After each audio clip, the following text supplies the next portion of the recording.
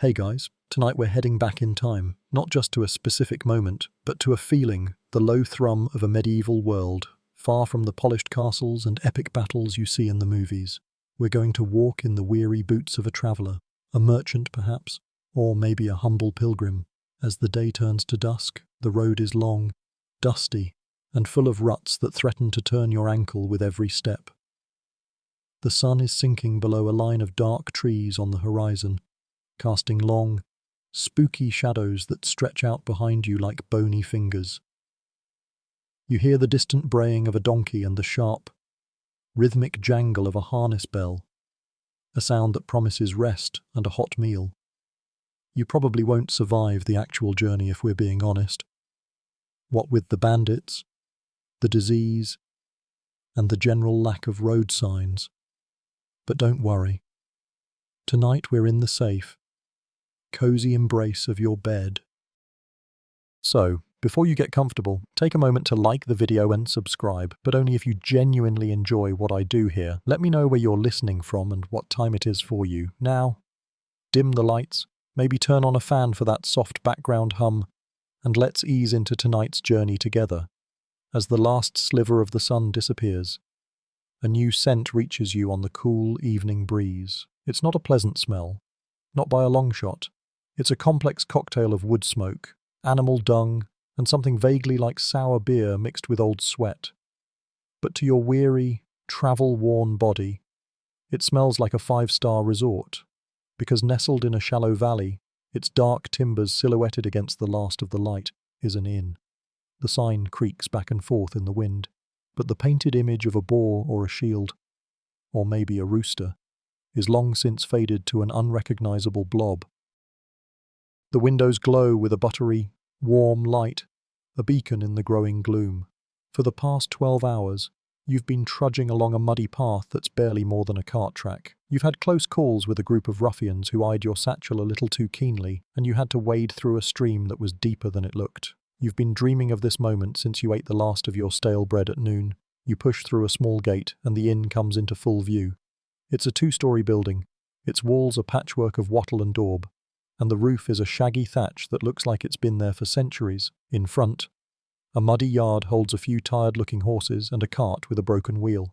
A handful of chickens peck at the ground, and a smaller, yappy dog starts to bark at your approach, its tail tucked low. It's a chaotic scene, but you feel a wave of relief wash over you. It's a testament to the inn's longevity and reputation as a safe haven, a concept that was far from guaranteed in the Middle Ages. Historians still argue whether inns were primarily for travellers or more for local gatherings. A fringe theory suggests some were actually fronts for bandit gangs, luring in unsuspecting travellers. But those are probably just stories told to scare children by the fireplace. For now, you focus on the warm light and the promise of a warm hearth, ignoring the muddy puddles and the persistent, low-level stench. You trudge forward, your boots sinking into the muck, and you finally reach the heavy, iron-bound door. You push it open. A bell jingles somewhere inside, and the full force of the inn's atmosphere hits you. You've made it. The moment you step across the threshold, a wave of noise and heat smacks you in the face. It's a chaotic symphony, the roar of voices, the clatter of tankards on a rough-hewn table, and the sizzle of something cooking on a massive hearth. The air is a thick, yet soupy mixture of wood smoke, roasted meat, unwashed bodies, and spilled ale. It's the kind of smell that clings to your clothes and hair for days, a fragrance you might politely call eau de medieval peasantry. The entire place is one large, low-ceilinged room, filled with long trestle tables and benches, some so worn they're as smooth as river stones. The walls are stained dark with smoke and age, and in the dim, dancing light from the fire, you can just make out the faded remnants of painted scenes, maybe a hunting party or a jousting tournament. Your eyes, still adjusting from the fading light outside, try to make sense of the crowd. There's a group of merchants in the corner, their faces flushed from drink, their voices booming with a mix of bravado and complaint. You spot a pair of ragged-looking pilgrims huddled together, their staffs leaning against the wall, their faces etched with a weariness that goes beyond a single day's travel. A grizzled old man with a face like a crumpled map sits alone, nursing a wooden cup and watching the room with a keen, unsettling gaze. You see a travelling knight, his polished mail shirt catching the firelight. But he's not the heroic figure of your imagination. He's just a man, his armour scuffed and his face unshaven. He's arguing over something with a burly, red-faced farmer. The mix of social classes is what's most striking. In this common room, a lord's man might be sharing a bench with a lowly serf, a unique, if temporary, breakdown of the rigid social order. It's a truth that many history books gloss over. The sheer proximity of different lives in spaces like these, a skinny serving wench, her face smudged with soot, weaves through the tables with remarkable grace. A heavy tray of meat pies balanced precariously on her shoulder. She dodges a man's outstretched arm and a small dog snuffling for scraps. It's the kind of organized chaos that could only exist when everyone understands the unspoken rules of the space. Historians still argue whether these common rooms were truly democratic spaces or if social hierarchies simply found new ways to assert themselves. For instance, were the best seats by the fire reserved for those who could pay more? Or was it a free-for-all, a fascinating, if fringe, tidbit about medieval inns is that some were owned by monasteries, providing a safe, clean space for pilgrims on their long journeys. These were often much more orderly than their secular counterparts. A quiet contrast to the lively chaos you're witnessing now.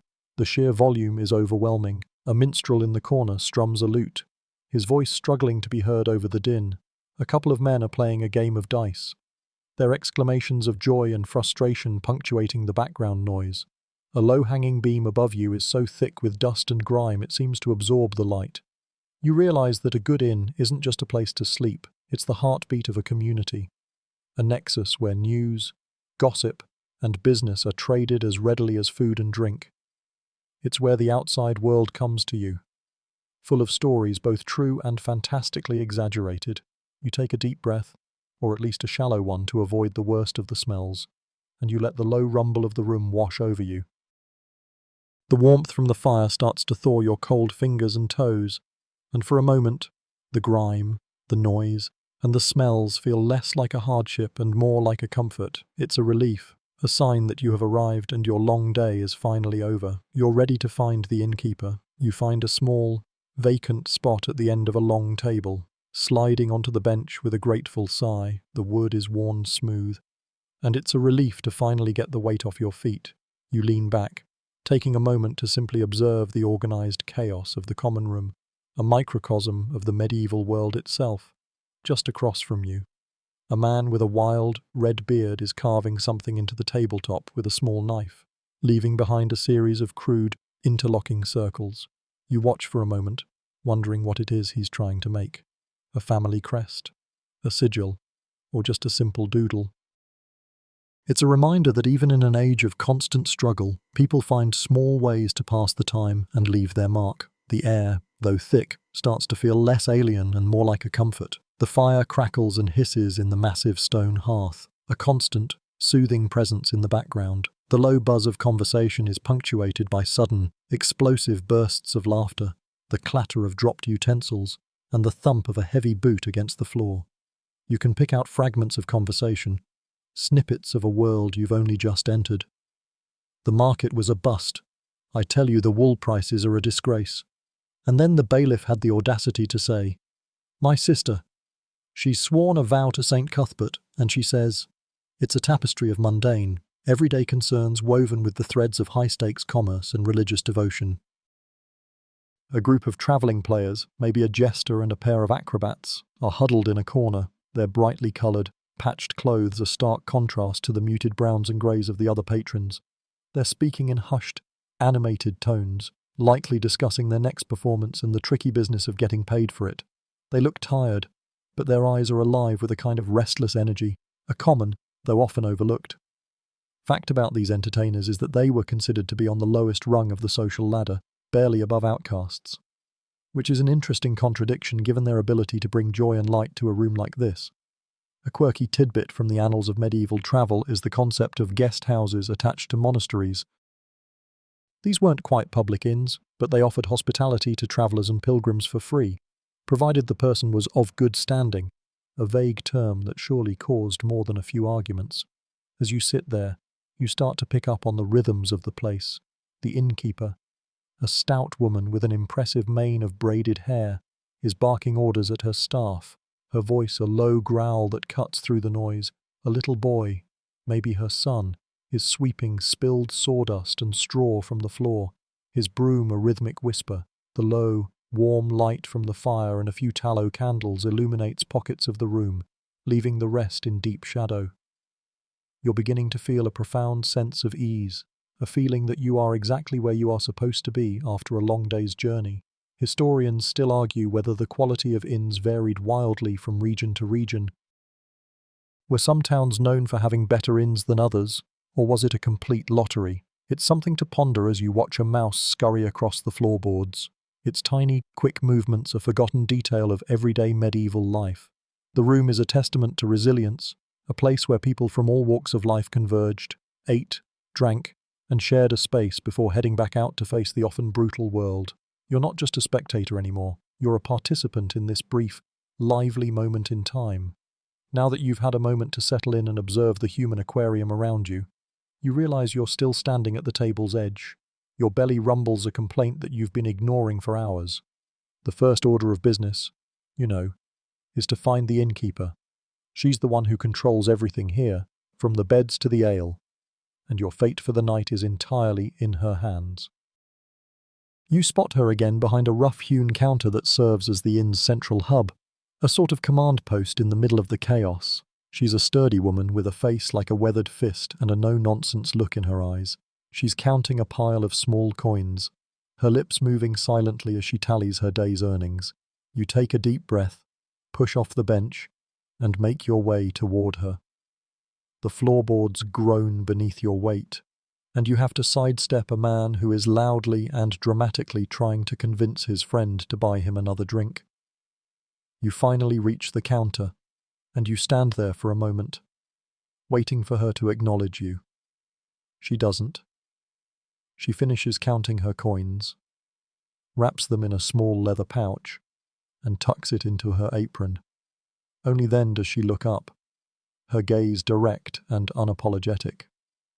"What is it you want?" she asks, her voice a low rumble. It's not a question of politeness, it's a statement of fact. You're a new face, a new variable in her equation for the night. You explain that you're a traveller, and you're in need of food, a drink, and a place to sleep. She nods slowly, her eyes scanning you, judging your clothes, your satchel, and the very dirt on your boots. She's assessing your worth, trying to decide if you're a man of means or a man of little value. It's a moment of quiet, intense negotiation. Even though no words of price have been spoken yet, she knows you're tired, you're hungry, and you're at her mercy. A mainstream historical fact about medieval inns is that they were not just places of rest, but vital commercial hubs. The innkeeper often served as a local banker, a postmaster, and a source of local information, a kind of one-person Google for the Middle Ages. You're not just buying a bed, you're buying access to a network. "The bed is in the common sleeping room," she says, her tone flat. "The price is 2 pence for the night. That includes a meal. 2 pence. You mentally calculate what that means in modern terms. It's not a fortune, but it's not nothing either. It's a few days' wages for a common labourer, a reminder that travel was a luxury, a real commitment of time and money." You nod, accepting her terms. There's no point in haggling. She's the one with the beds, and you're the one with the aching feet. A quirky tidbit, and one that makes you grateful for your modern sensibilities, is that some medieval inns charged extra for straw to be added to your bed. If you couldn't afford it, you simply had to make do with what was left, and believe me, what was left probably wasn't great. Historians still argue whether the price of a night's stay was standardized in any way, or if it was entirely up to the whims of the innkeeper. Given the general lack of regulation in the era, it's likely the latter. She gestures toward a young boy who is sweeping the floor. "He will show you where to put your things." You thank her, and she gives you a curt nod, already turning her attention to a new group of boisterous travellers who have just entered the inn. Their voices loud and demanding. You feel a pang of relief, the hardest part. The negotiation is over. The young boy, no older than 12, barely glances at you before he turns and begins to walk deeper into the inn. You follow him, your boots heavy on the wooden floor, your satchel thumping against your hip. He leads you past the roaring fire and the crowded tables, navigating the human traffic with the expertise of someone who has done this 1,000 times. The common room, you now realize, is just the beginning of the inn. It stretches back into a warren of smaller rooms and corridors, each one dimmer and more filled with shadow than the last. He stops at a small, dark closet beneath a staircase, opens the door, and gestures inside. "For your satchel," he says simply. His voice a whisper compared to the din of the common room.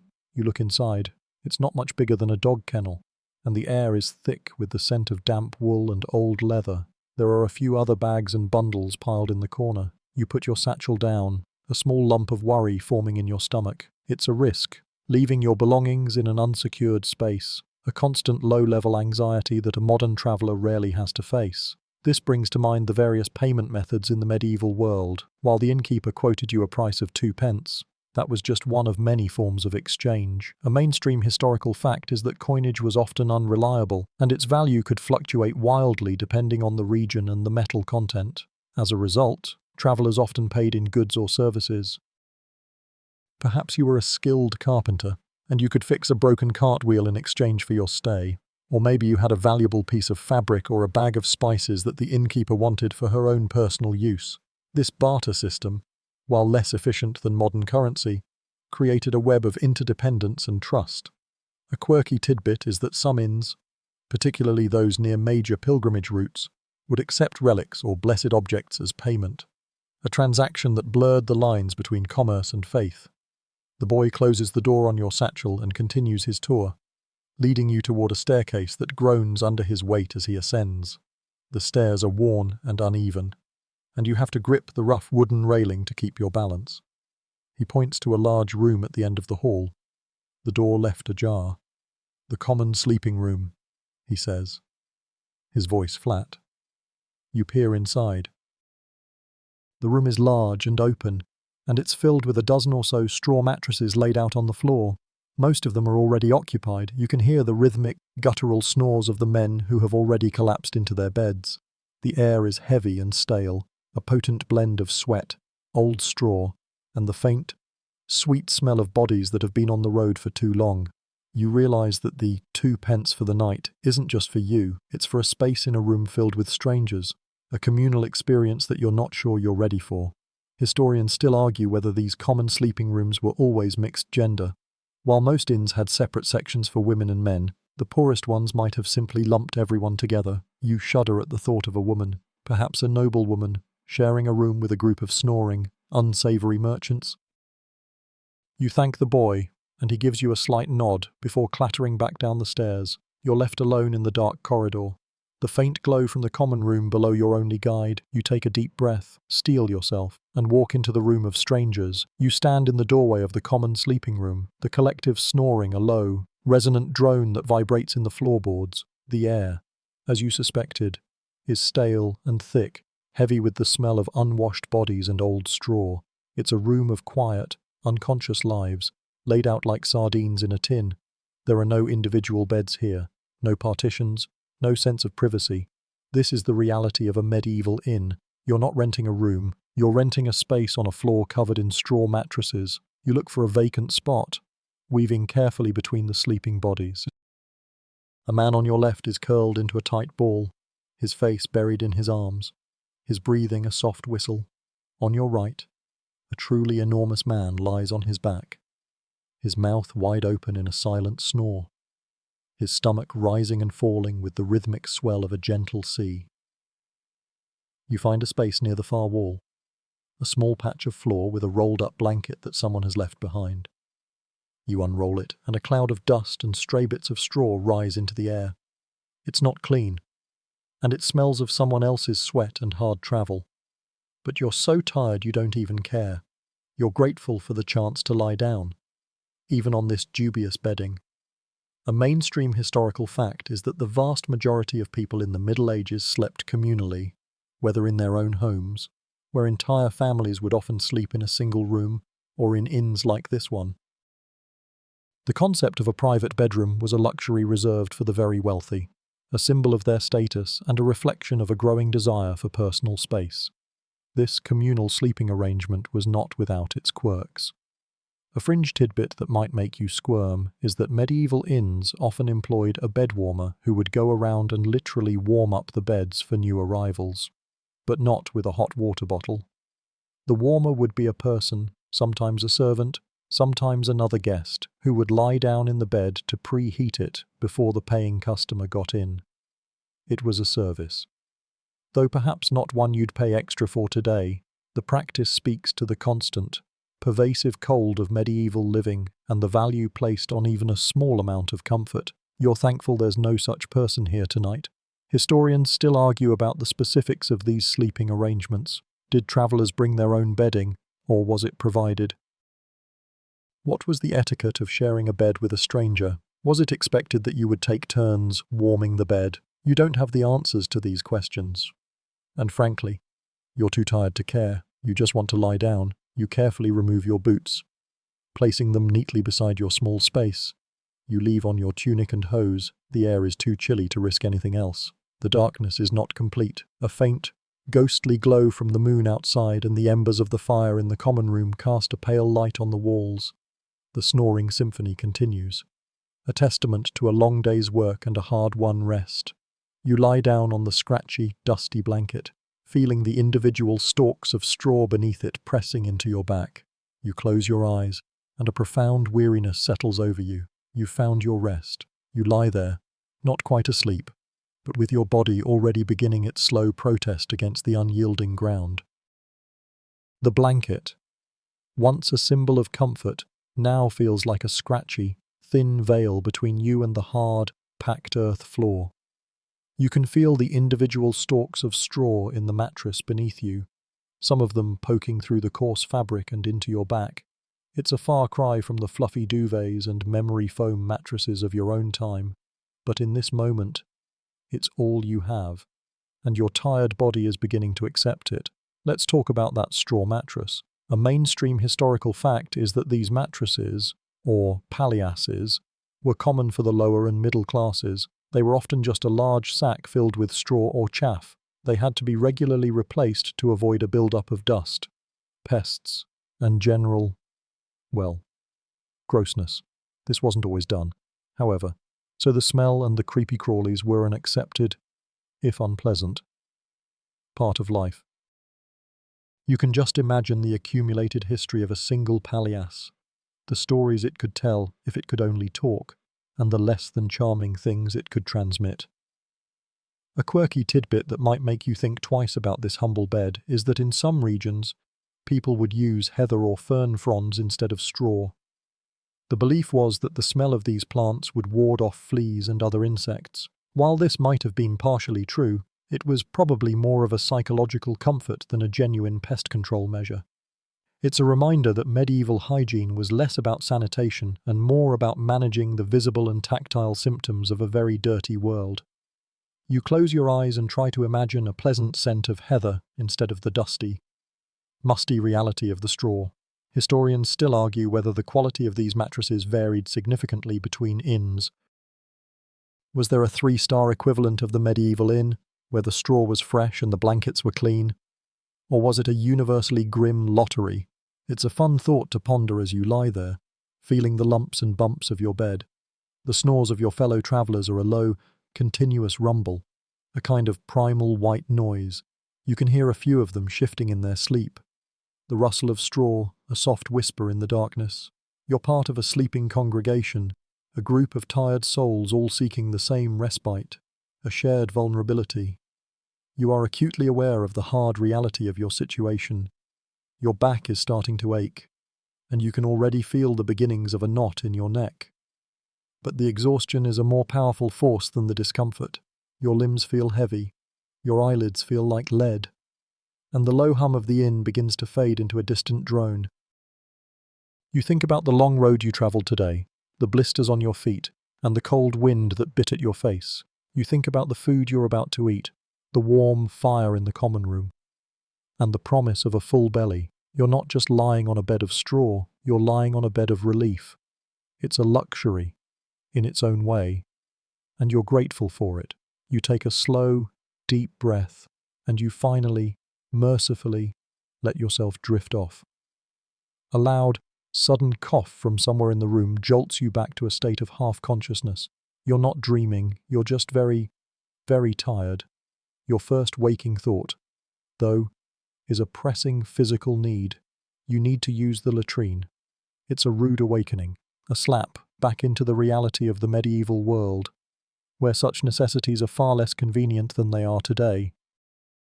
You push yourself up from the straw mattress, your joints protesting with a soft groan, and you feel your way through the darkness, trying not to step on any of your slumbering companions. The snores are still a continuous, low rumble, and you can just make out the dark shapes of the bodies on the floor. You find the door, pull it open, and the cold night air hits you like a shock. You step out into the hallway and feel your way down the creaking staircase, trying to remember the path you took earlier. The common room is a different beast in the dead of night. The fire has burned down to a pile of glowing embers, casting a faint, reddish light on the empty tables and benches. The air is still thick with the smells of the day, but they've settled now. A kind of heavy, still perfume of stale beer and old smoke. You find the back door and push it open, stepping out into the cold yard. The moon is a thin sliver in the sky, and it barely illuminates the muddy ground. You can make out the vague shape of the latrine, a small, dark hut a short distance from the main building. A mainstream historical fact about latrines is that they were often just pits dug into the ground, a hole over which a small hut was built. The waste would simply collect there until it was either periodically emptied or a new pit was dug when the old one was full. It was a crude, unsanitary, and frankly, disgusting system. The smell, even from a distance, is a punch to the nose, a potent mix of ammonia and decomposition. A quirky tidbit is that people often used a variety of materials for personal hygiene, from moss and leaves to old rags, and even, if you were feeling particularly lavish, a worn-out piece of cloth on a stick. It was a far cry from the soft, clean paper we take for granted today. You approach the latrine with a sense of dread. The door is nothing more than a few planks of wood nailed together, and it groans on its leather hinges as you open it. The smell is overwhelming now, a physical presence that makes your eyes water. Inside, there's nothing but a wooden bench with a hole in it. The darkness and the stench are a potent combination, and you quickly do what you need to do, trying not to breathe. You can only imagine the kind of diseases that must have festered in places like this. Historians still argue whether the lack of proper sanitation in inns was a major contributing factor to the spread of plagues and other diseases. It's hard to imagine it wasn't. You quickly finish and get out of there, gulping down the cold, clean night air like a man who has just been pulled from the bottom of a well. You close the door behind you and hurry back toward the inn's warm embrace. The thought of your itchy straw mattress suddenly sounding much more appealing than it did a few moments ago. The latrine visit was a stark, sensory reminder of just how difficult and unglamorous life could be for the average person in the Middle Ages. You're back inside the inn, the cold air and the lingering stench of the latrine, a distant, unpleasant memory. The fire in the common room is a comforting presence, its dying glow a promise of warmth and safety. But as you walk back toward the staircase, a different set of smells reaches you from a back corridor, the smells of the kitchen. These are not the heavy, settled aromas of the common room. These are vibrant, living scents, the sharp, metallic tang of an iron pot on a fire, the earthy sweetness of roasted root vegetables, and the rich, savory smell of cooking meat. It's a powerful, almost intoxicating combination, a siren call to your hungry belly. You can't see the kitchen, but you can hear it. There's a constant, low-level commotion, the clatter of metal on stone, the rhythmic thud of a pestle in a mortar, and the high-pitched sizzle of fat dripping into a fire. You can hear a woman's voice, sharp and commanding, giving orders to a younger person.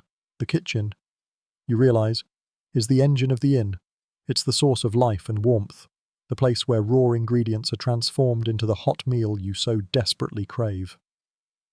A mainstream historical fact is that kitchens in medieval inns were often separate from the main building to prevent the spread of fire. The open hearth was a constant danger, and an uncontrolled blaze could easily consume the entire timber-framed structure. This separation, while a safety precaution, also meant that the kitchen was a self-contained world, a place of constant activity and intense heat. You picture the scene in your mind's eye. A massive, hooded fireplace dominates one wall, with hooks and chains from which great cauldrons are suspended.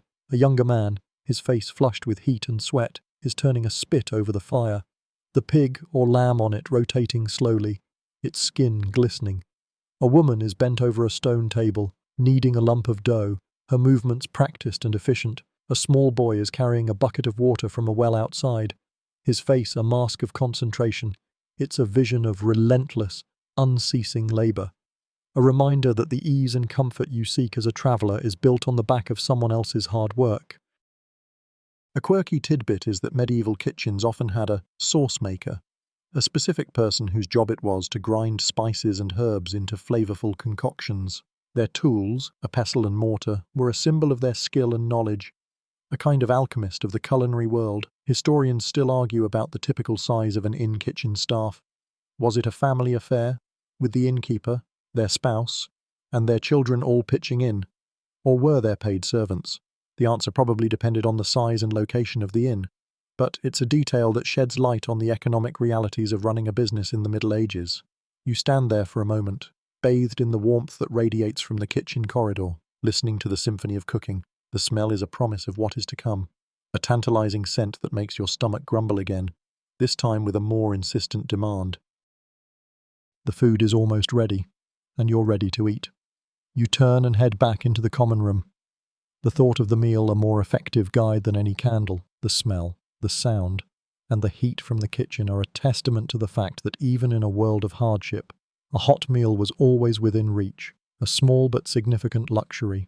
After your brief, smelly detour, you're back in the common room. And now you have a mission to get your promised meal.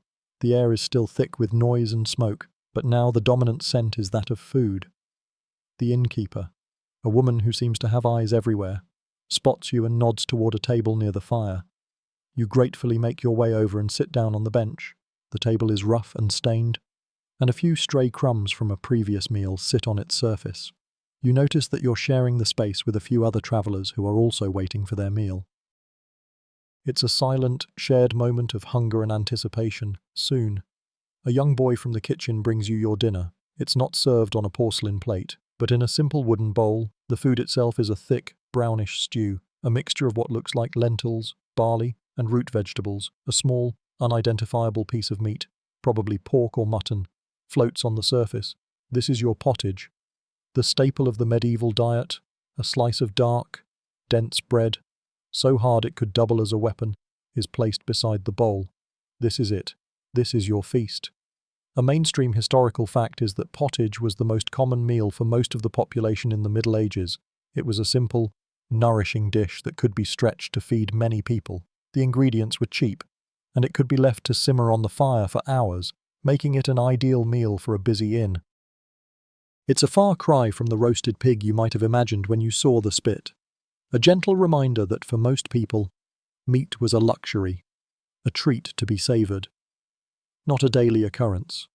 As you begin to eat, you notice a few other people around the room are eating different things. The knight you saw earlier is tearing into a larger, more succulent piece of roasted meat, a sign of his higher status. A wealthy merchant is eating a pasty, a pie-like dish filled with meat and spices. It's a visual representation of the class system, played out in the food on their plates. A quirky tidbit about medieval food is the belief in a humoral theory of medicine, which held that food had different qualities that affected the body's balance of humours: blood, phlegm, black bile, and yellow bile. For instance, certain foods were considered hot or cold and were thought to affect one's health and mood. A good cook was as much an alchemist as a chef, trying to find the right balance of ingredients to keep their patrons healthy. Historians still argue about the consistency of medieval food. Was it always a thick, mushy pottage? Or were there regional variations in preparation and flavour? We'll never know for sure. But as you lift the wooden spoon to your mouth, You can taste the earthy, rustic flavors. The stew is thick and filling, and the bread, while hard, is perfect for soaking up the remaining liquid. It's not the most delicious meal you've ever had, but it's exactly what you needed after a long day on the road. The warmth from the fire on your back, the hot food in your belly, and the low, comforting rumble of the inn. You're exactly where you are supposed to be, with your pottage bowl now scraped clean. Your attention turns to your drink. You didn't even have to ask for it. The boy who brought your meal also placed a large, lidded tankard beside your bowl. Its contents a murky, yellowish liquid. You lift the tankard to your mouth. The rough wood feeling solid and familiar in your hands. You take a sip. It's not water, it's ale. It's thin, a bit grainy, and not very strong, but it's cold, and it's a relief after the hot, thick stew. A mainstream historical fact is that in the Middle Ages, most people drank ale or mead instead of water. The reason is simple and a bit gross. The water was often contaminated with waste and disease-causing pathogens. The process of brewing ale, boiling the water, and adding hops or other herbs made it much safer to drink. It also provided a source of calories and nutrients, which was important in a world where food could be scarce. This is a far cry from the modern idea of beer as a recreational drink. In the Middle Ages, it was a vital part of the diet, a source of hydration and sustenance for people of all ages. The ale is not highly alcoholic, at least not this one. It's what you might call a small ale or table beer, brewed for daily consumption. It's just enough to make you feel a little less tired and a little more relaxed. As you drink, you see others around you with their own tankards, their faces flushed with the warmth of the fire and the drink. A quirky tidbit is that brewers would sometimes add strange ingredients to their ale to give it a unique flavor or, in some cases, a perceived medicinal property. Everything from ground ivy to mugwort was used, a kind of Wild West of brewing. The results, as you might imagine, were probably interesting. A famous medieval brewmaster, for instance, was said to use only water from a specific spring, believing its magical properties would make his ale superior, which is an example of the kind of fringe belief that was common at the time. Historians still argue whether the quality of these drinks was consistent across the kingdom. Was there a brew that was considered a regional delicacy, or was it a universally hit-or-miss affair? It's a thought that makes you appreciate the standardized perfection of a modern brewery. You finish your tankard and feel a profound sense of contentment. The food has settled in your belly, the ale has warmed you from the inside out, and the noise of the inn is no longer overwhelming. It's just a comforting backdrop to the end of a long and difficult day. The drink, you realize, is a social lubricant as much as it is a dietary necessity. It's the thing that brings people together in this common room, loosening tongues and lowering inhibitions. You look around, and you feel less like a stranger and more like a part of the crowd. The low hum of the inn continues, a constant presence that now feels less like noise and more like a comfort. You've finished your pottage and your ale, and you lean back on the bench, a feeling of deep satisfaction spreading through you. Now, you get to sit back and observe the social theatre of the common room. You watch a group of men gathered around a table, a few of them arguing loudly about a game of dice. You notice a few people are eating, and you can't help but be curious about the rules of dining in a place like this. A mainstream historical fact is that dining etiquette in the Middle Ages was often far more rigid and elaborate than you might imagine. For the upper classes, there were specific rules about who could sit where, when you could start eating, and how you were expected to behave. But even in a common setting like an inn, there were unwritten rules. For instance, you were expected to eat with your fingers or a knife, as forks were not yet in common use in most of Europe. You were also expected to not put your elbows on the table, a rule that has, somehow, survived to this day. There was also a strong emphasis on sharing. Dishes were often placed in the center of the table, and everyone would dip their spoons or use their fingers to grab a portion. You watch as a large man across the table from you noisily slurps up a spoonful of his pottage. His mouth wide open, a few drops spill down his chin, and he simply wipes them away with the back of his hand, a move that would be considered incredibly rude today. This brings us to a quirky tidbit about medieval dining. It was considered polite to belch after a meal, as it was a sign that you were full and satisfied. In some cultures, you could even be seen as rude if you didn't. as it might imply that the food was not good enough to fill you up. This is a far cry from the modern-day embarrassment of an accidental belch in polite company. Historians still argue about the origin of some of these rules. Were they a way of maintaining social order and hierarchy, or were they simply a reflection of a world without modern sanitation and easy access to utensils? It's a question that makes you appreciate the seemingly mundane niceties of your own time. You watch as a man across the way picks a piece of meat from his teeth with a small twig, a common practice that, again, would be considered gross today. You also notice that the knight from earlier has a small, personal knife that he uses to cut his meat, a symbol of his wealth and status that separates him from the common rabble. The way people eat is a constant, subtle sign of who they are and where they fit in the world.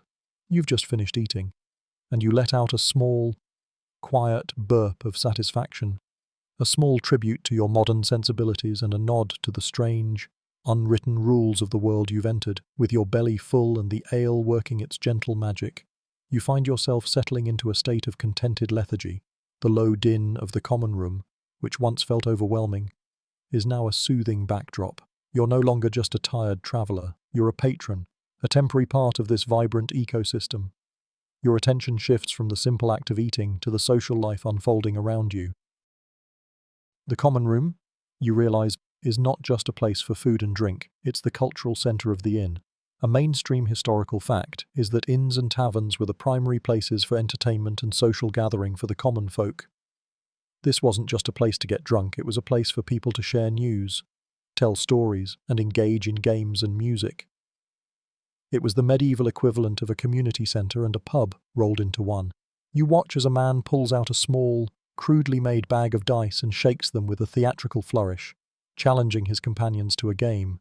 Another group is playing a board game, maybe a simple form of chess or checkers, their faces etched with concentration. The sound of a lute drifts over from a corner of the room. A travelling minstrel, his clothes patched and faded, is sitting on a small stool, his fingers dancing across the strings. His songs are simple, but they tell stories of brave knights, cunning dragons, and unrequited love. The people around him are captivated, their conversations hushed as they listen. A quirky tidbit is that these minstrels or bards often had their own secret language or code, a kind of professional jargon that allowed them to communicate with each other in a crowd without being understood by the general populace. It was a way of sharing tips on where to find the best inns or which towns were stingy with their coin. This linguistic quirk gave them a sense of community and a measure of protection in a world that often saw them as vagabonds. Historians still argue whether the stories and songs of these minstrels were primarily for entertainment or if they were also a way of disseminating news and propaganda. Were they the medieval version of a news broadcast, bringing stories from far-off lands, or were they simply a form of escapism? As you listen, you realize it's probably a bit of both. The minstrel's song paints a vivid picture of a world far removed from the muddy roads and stale pottage of your day. A world of heroism and romance. You feel the weariness of your body giving way to a more profound sense of ease. The entertainment is a distraction from the hardships of the road, a welcome break from the relentless struggle of daily life. You lean back, your eyes half closed, listening to the rhythm of the strumming lute and the low hum of conversation. You're not just a passive observer anymore. You are a part of this moment, a member of the audience. The air is thick with the scent of wood smoke and spilled ale. But now you also smell the intangible perfume of stories being told and memories being made. The inn is more than a building, it's a living, breathing thing, and you're grateful to be a part of it, even for one night. The minstrel's music has slowed, the dancing rhythm giving way to a more melancholic tune. He's finished his rousing tale of a heroic knight and is now singing a lament for a lost love. The change in mood is palpable, the boisterous conversation around the dice game has quieted. And even the gruff-faced merchant is listening, his face thoughtful. This is the moment you've been waiting for. You lean forward on the bench, fully invested in the shared moment of storytelling.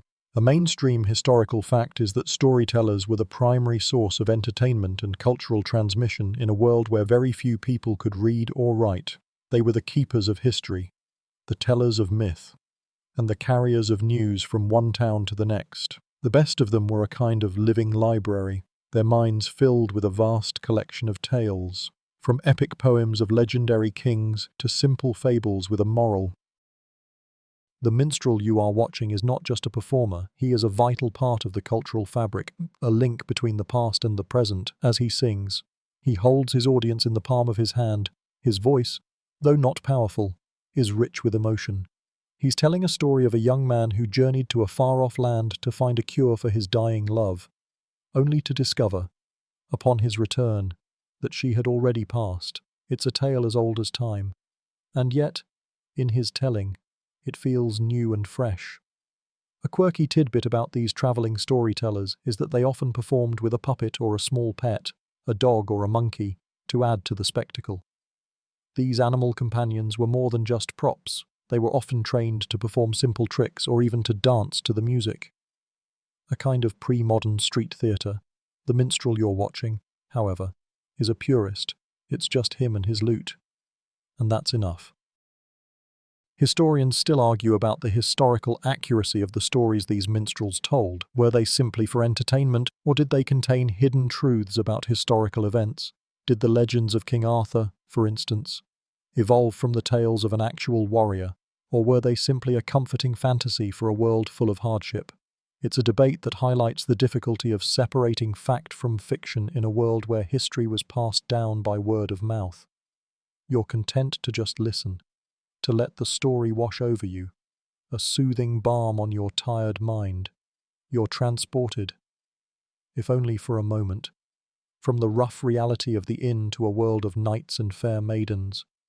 The song ends, and the minstrel bows his head, his lute resting on his knee. The silence that follows is more profound than any applause. A few people toss a few coins onto the table in front of him, and he gives them a grateful nod. The air of melancholy slowly begins to lift, and replaced by a renewed sense of camaraderie. You realize that the power of a good story is universal, a force that can bring people together, even in a smoky, crowded common room. You settle back, feeling more relaxed than you have all day, and you're ready for whatever the night brings next. The minstrel has retired to a quiet corner, his musical interlude over for the moment. The common room's noise level is on the rise once more, but you feel the rhythm of the place now, a slow, gentle pulse. You've noticed a small group of merchants huddled in a different corner, their faces illuminated by the flickering light of a single tallow candle on their table. They're hunched over, their voices a conspiratorial murmur. You can't help but be intrigued. These men are the lifeblood of the medieval economy, the risk-takers who brave the dangerous roads you just travelled. You subtly shift your position on the bench to be able to hear them better. A man with a deep, gravelly voice is speaking. The tolls, I tell you, are ruinous. The lord of that last bridge demanded a full penny for my cart for a cart laden with nothing but linen. Another merchant, a younger man with a worried expression, replies, Worse still are the bandits. We lost a whole bolt of cloth and a sack of saffron last week, just a day's ride from the city. This conversation touches on a mainstream historical fact. Medieval travel was fraught with risk, both from natural hazards and from human threats. The roads were often in poor condition, and robbers and bandits were a constant danger. But just as burdensome, if not more so, were the countless tolls and taxes levied by local lords, who saw the roads that ran through their lands as a source of revenue. These taxes, often arbitrary and unpredictable, were a major obstacle to commerce and a constant source of frustration for merchants. They were like the medieval version of a frustrating, slow-moving traffic jam combined with a highway robbery. You hear the older merchant mention a trick he uses to save a few coins. I always keep a few counterfeit pennies in my pouch for the most notorious toll collectors, he whispers with a wink. This brings up a quirky tidbit about medieval commerce, the widespread use of counterfeit currency. The production of fake coins was a significant problem, so much so that many merchants and moneylenders developed a keen sense of touch and sight to detect them. The coins were often made of a less valuable metal and then plated with a thin layer of silver or gold. It was a kind of arms race between the counterfeiters and those who had to accept the currency. Historians still argue about the true impact of these counterfeiters on the medieval economy. Was it a minor nuisance, or did it significantly devalue a region's currency and disrupt commerce? It's a question that highlights the fragility of the medieval economic system. The merchants in the corner are living proof of this fragility. Their fortunes tied to the whims of corrupt lords and the dangers of the road. You listen for a little while longer. The conversation a reminder that the world outside the inn's walls is a harsh and unforgiving place. The inn, in contrast, is a bubble of safety and temporary calm. You feel a pang of empathy for these men who travel with a constant, low-level fear. Their lives a perpetual gamble. You realize that your own journey, while difficult, is a walk in the park compared to theirs. The merchant's hushed conversation is a reminder that the world outside this inn is full of peril. But your attention is now drawn to a different group, huddled near the fireplace. They're a quiet, solemn-looking lot. Their clothes simple and a little worn, their staffs, topped with the distinctive scallop shell emblem, lean against the wall beside them. You recognize them immediately, pilgrims. They are on a long journey, a spiritual quest that will take them far from their homes. A mainstream historical fact about pilgrimage is that it was a central part of medieval life. People from all social classes, from kings to peasants, undertook these long, arduous journeys to visit holy sites. The reasons were varied: to atone for sins, to seek a miraculous cure, or simply to express devotion. The most famous pilgrimage routes, like the Camino de Santiago in Spain or the journeys to Rome and Jerusalem, were well-trod paths that created a network of safe havens, inns, and monasteries all over Europe. You lean back and listen as one of the pilgrims, a woman with a kind, weary face, speaks. "We saw the most beautiful cathedral in the last town, the stained glass. You see, it was like the light of heaven was shining through." Another pilgrim, a much older man, nods. "Aye, but the road has been hard. My feet, they ache something terrible. We had to cross a river that was swollen with rain, and we thought we would be swept away." Their stories are not about money or trade. They are about faith, endurance, and the small, quiet miracles they encounter along the way. A quirky tidbit about these pilgrims is that they often carried small, personal tokens or badges from the holy sites they visited. These were often made of lead or tin and were considered a kind of proof of their journey. A pilgrim to Santiago de Compostela, for instance, would bring back a scallop shell, which you recognize on their staffs now. It was a kind of medieval souvenir, a physical reminder of a spiritual journey. Historians still argue about the true motivations of these pilgrims. Were they all driven by genuine religious devotion, or were some simply seeking adventure, a chance to escape their mundane lives, or even a way to make a living by telling tall tales of their travels? The question highlights the complex human motivations behind what seems, on the surface, to be a simple act of faith. You watch the pilgrims as they share a single loaf of bread, their faces radiating a quiet contentment. They have very little, but they have each other, and they have the purpose of their journey.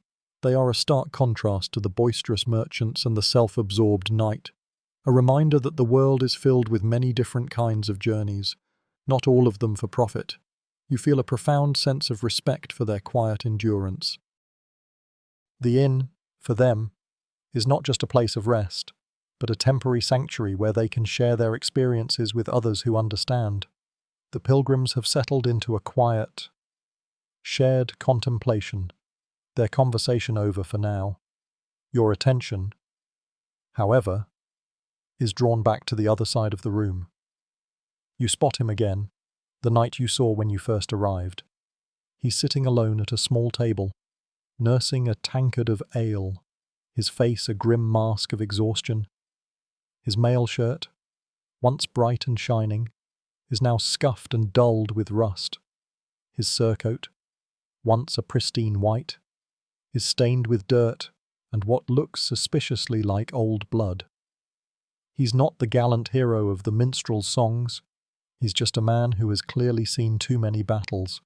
A mainstream historical fact is that the life of a knight was not always the glorious adventure depicted in epic poems. They were, in essence, professional warriors. Their lives were a constant cycle of training, warfare, and long, tedious travel, the code of chivalry, while a powerful ideal was often a secondary concern to the brutal realities of war and the need to make a living. Many knights were little more than mercenaries, hiring themselves out to lords and kings for pay and land. This man you are looking at now, with his weary face and his stained tunic, is a stark reminder of that reality. You notice that no one is approaching him. The other patrons give him a wide berth, a clear sign of respect, or perhaps fear. His sword, a long, heavy blade in a simple scabbard, rests against the table leg, a silent, menacing presence. A quirky tidbit is that the care and maintenance of a knight's armor and weaponry was a full-time job in itself. The mail shirt alone, with its thousands of interlocking rings, required constant cleaning and oiling to prevent rust. A good squire was as valuable as a good horse, and a knight's reputation was often tied to the state of his gear. The state of this man's armor suggests he's either been on a very long journey or he has fallen on hard times. Historians still argue about the social standing of these freelance knights. Were they considered honourable warriors, or were they seen as little more than thuggish hired hands? The answer likely depended on who was telling the story and what they had to gain from the telling. You can't help but feel a pang of pity for this man. He's not here for pleasure or commerce or spiritual enlightenment. He's here because his life is one long, difficult journey, and the inn is just a temporary stopping point. He is a solitary figure in a room full of people. A man whose life of violence has set him apart from the rest of the world. You watch as he finishes his ale, slams the tankard down on the table, and rises to go to his bed, his movements stiff and deliberate. He disappears up the stairs, leaving behind a profound sense of quiet and a lingering question. What stories does that man carry with him? And what will he have to do to survive tomorrow? With the night gone, a new kind of energy fills the space he left behind. The silence is broken by a chorus of voices from a nearby table. You realize you've been so focused on the travelers, the merchants, and the pilgrims that you've overlooked the local patrons. These are the men and women of the nearby village, and they are the heart of this inn. They're here not for a night's rest, but for a night of companionship, to exchange news and, of course, to gossip. You lean back, your ale tankard forgotten on the table, and you listen. This is the real-time newsfeed of the Middle Ages. Did you hear what happened to old Master Thomas's prized sow? She went missing last night. They say a wolf took her, but I've heard he's been haggling with the tax collector and, well, you know how these things go. Another voice cuts in. That's nothing. My neighbour's daughter. She was seen talking to a travelling tinker down by the creek. Her father is furious. He's already promised her to the miller's son. You see, this is a mainstream historical fact. Local taverns and inns were the central hubs for community information. News, both important and mundane, travelled by word of mouth. Rumours, gossip, and local happenings were all part of the daily conversation. There were no newspapers, no television, and no social media. The human need to connect and share stories found its expression in places like this. The stories you're hearing are not epic tales of knights and dragons, but the small, intimate dramas of everyday life. They're a reminder that the world, even 1,000 years ago, was just as filled with human pettiness and intrigue as it is today. A quirky tidbit about this kind of social exchange is the prevalence of proverbs and folk wisdom in everyday conversation. People would often quote old sayings or offer sage advice, passed down through generations.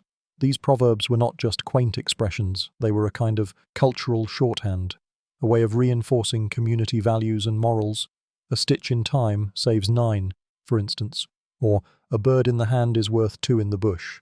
These sayings were as much a part of the conversation as the latest gossip.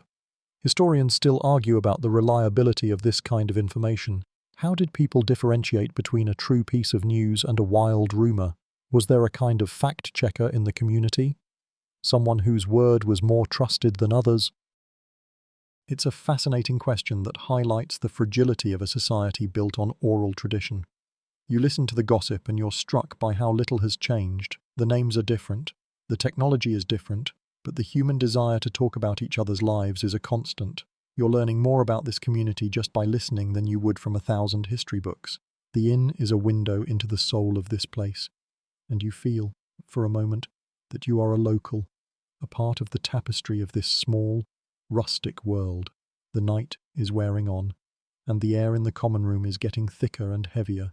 A few of the local patrons have started to drift out. Their goodbyes a low mumble, but outside, in the dark, muddy yard, the work is still happening. You remember the horses you saw earlier, tied to a rail outside the inn. You can hear a faint rustling and the soft thud of hooves against the mud. You feel a pang of curiosity and a small need to stretch your legs, so you stand up and make your way to the back door. Stepping out into the cold night air once again, the light from the inn's windows casts long, distorted shadows across the yard. In the gloom, you can just make out a young boy, maybe the same one who showed you to the sleeping quarters, working tirelessly in the stable. He's carrying a heavy bucket of water and a large bundle of hay. He's the stable boy, and his work is just as vital to the inn's operation as the innkeeper's. A mainstream historical fact is that the stable boy's job was one of the most physically demanding and important roles at any inn. The horses, after all, were the primary mode of transportation. They needed to be fed, watered, and groomed after a long day on the road. Without a healthy horse, a traveller was stranded. The boy doesn't seem to notice you. He's completely focused on his work. He's carrying a horse, his hands moving with a practiced, rhythmic motion. The horse whinnies softly, a sound of contentment. He's talking to the animal in a low, soothing voice. A conversation that is entirely his own. He is a professional, and his quiet competence is a stark contrast to the noisy, chaotic human world inside the inn. A quirky tidbit about stable boys is that they were often a source of valuable information for travellers. They would hear gossip and news from other stable boys along the road, creating a kind of equine-based information network. If you wanted to know about a dangerous stretch of road or a good shortcut, the stable boy was often the best person to ask. Historians still argue whether the stable boy was seen as a part of the inn's family or just a lowly servant. Was his work respected, or was it seen as an unpleasant chore? It's a question that highlights the complex class dynamics of the era. You watch him for a few more moments, impressed by his quiet dedication. He finishes with one horse and moves on to the next, his work a constant, unending cycle. You realize that your comfort and safety inside the inn is built on the hard, unsung labor of people like him. He is the invisible, indispensable backbone of the whole operation. You feel a new sense of appreciation for your soft bed, your warm food, and your safe, temporary rest. You decide to go back inside, a feeling of deep gratitude settling over you. The night is getting colder, and you have to get some sleep. You've made it back to the common sleeping room, your body now a heavy, contented weight. You settle back into your little patch of straw, the blanket feeling softer than it did before. The rhythm of the inn is a slow, dying pulse. The fire in the common room has a lower, more gentle crackle, and the conversations have faded to a low murmur, punctuated by the occasional snoring. But even in the deepest part of the night, an inn is never truly silent. You're drifting off, just on the cusp of sleep, when a new set of sounds pulls you back.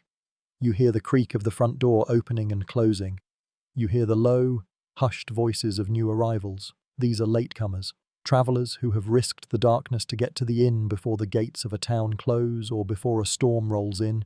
You hear the innkeeper's low, tired voice, a brief negotiation, and the rustle of straw as they find a place to bed down in the common room below. This is a mainstream historical fact. Inns were open at all hours, a kind of 24/7 service station for the weary traveller. The innkeeper's work was never truly done. You also hear the sounds of the inn itself, the sounds that are always there, but that you only notice in the silence of the night. A mouse scurries across the floorboards above you, a tiny, rapid-fire whisper. The timbers of the building groan and shift in the cold night air, a low, ominous sound that reminds you of the precariousness of this ancient structure. You can hear a horse whinny softly in the stable outside, a long, drawn-out sound of contentment. A dog barks in the distance, a lonely sound that echoes through the night.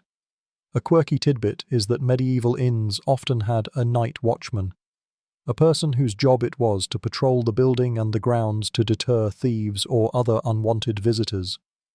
This person would often carry a lantern and a bell, the sound of which was meant to be a comfort to the patrons inside. You listen, but you don't hear a bell, which either means this inn is too small to have one, or you're just not lucky tonight. Historians still argue about the true risks of spending a night at a medieval inn. Was the threat of being robbed by a fellow patron a genuine concern, or was it just a sensationalized story told around campfires? It's a question that highlights the thin line between safety and danger in this world. You pull your blanket up to your chin, feeling a chill in the air. The sounds of the inn are no longer a comfort. They are a constant, low-level reminder that you are not alone, that you are vulnerable, and that your safety is a fragile thing, a temporary luxury. But you are so tired, you can't stay awake for long. The sounds fade, the cold becomes a distant sensation, and you finally, truly, fall asleep. A rooster's crow, a harsh, rusty sound that seems to cut through the last remnants of your dreams, is your first signal that a new day has begun. You shift on the hard straw mattress, your body protesting with a chorus of small aches and pains. The sleep was deep, but it was not entirely restful. The snores of your fellow travellers have given way to the soft sounds of a new awakening. The rustle of straw as a man sits up, a low groan from another, the clearing of a throat, and the quiet, rhythmic sound of someone packing their bag. The air, which was cold and still when you went to sleep, is now filled with a low, expectant hum.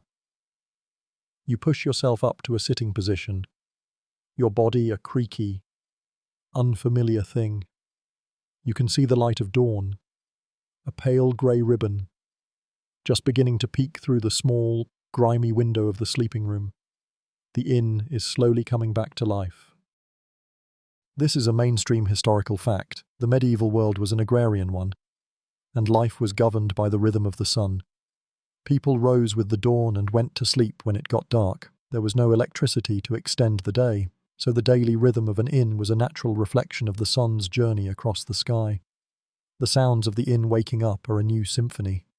You can hear the innkeeper's voice from the common room below, sharp and clear. You can hear the clatter of pots and pans from the kitchen, a much more energetic sound than the one you heard last night. You hear the rhythmic thud of a broom against the floorboards as the stable boy starts his morning chores.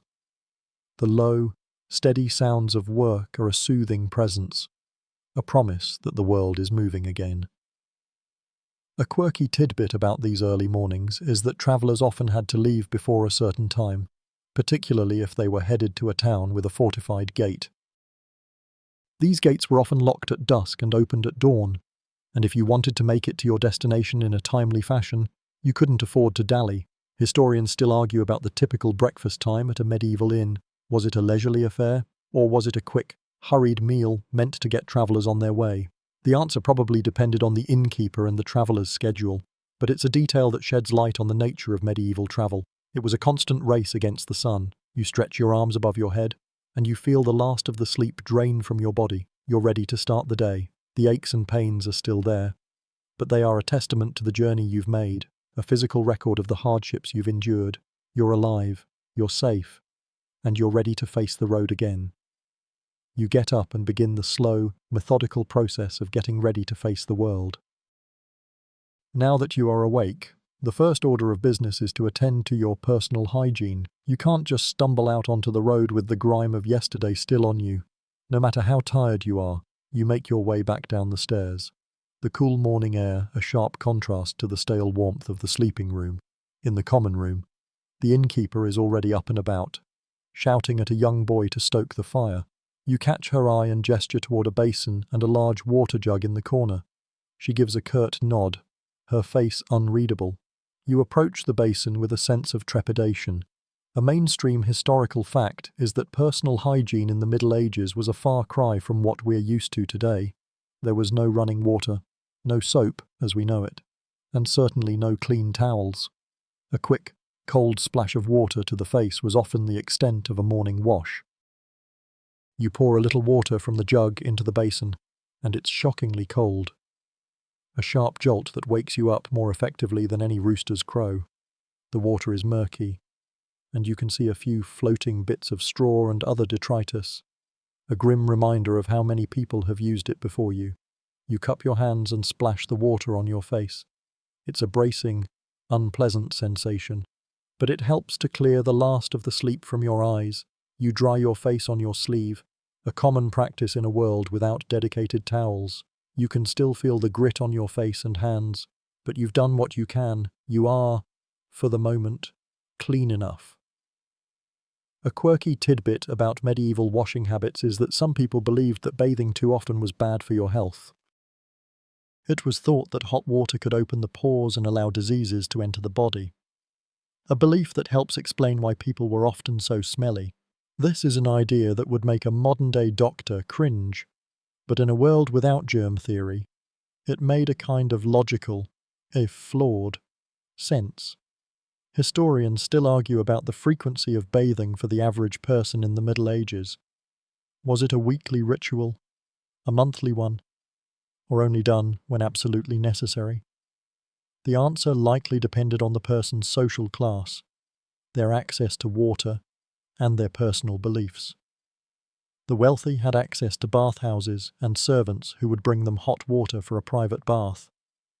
But for the average person, it was a rare luxury.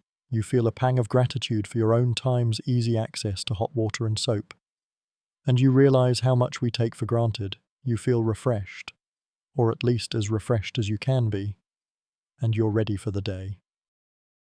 You've survived the night, and you've survived the morning ritual. You're ready for the most important part of the morning, breakfast. You turn and head back toward the common room, your stomach rumbling a quiet complaint that you've been ignoring for far too long.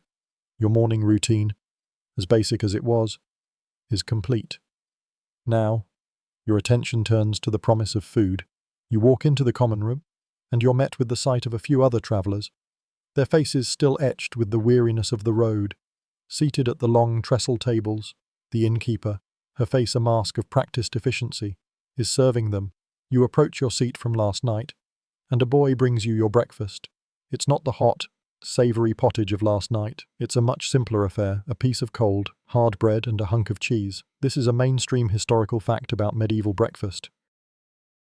It was often a cold, simple meal, a quick bit of sustenance to get you on your way. There was no concept of a full English breakfast or a big, hot meal to start the day. For most people, a morning meal was a convenience, not a luxury.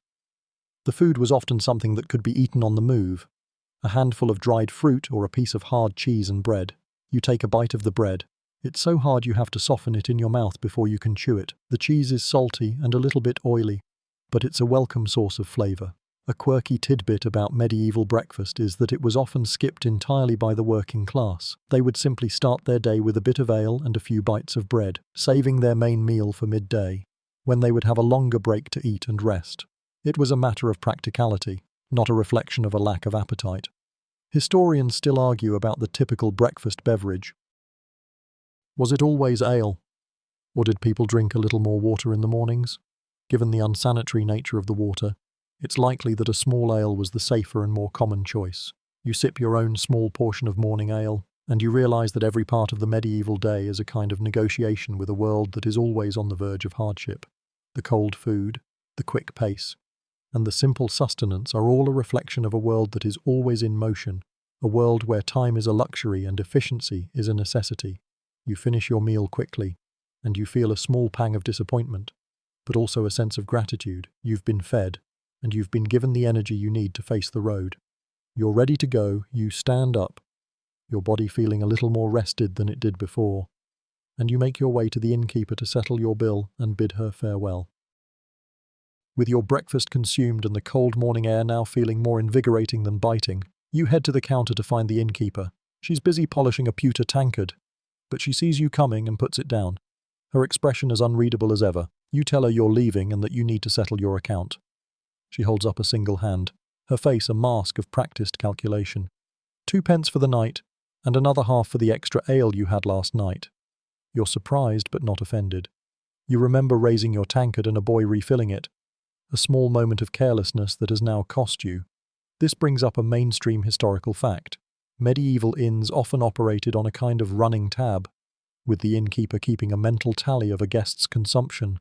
It was a system that relied on trust, memory, and the unspoken threat of public shaming if you were caught trying to cheat the innkeeper.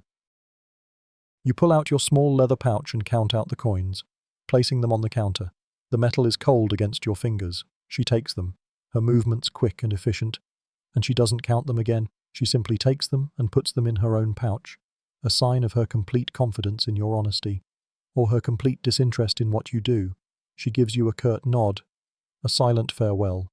Before you leave, you remember your satchel, and you ask the innkeeper about it. She gestures toward the dark closet beneath the stairs, and you retrieve it.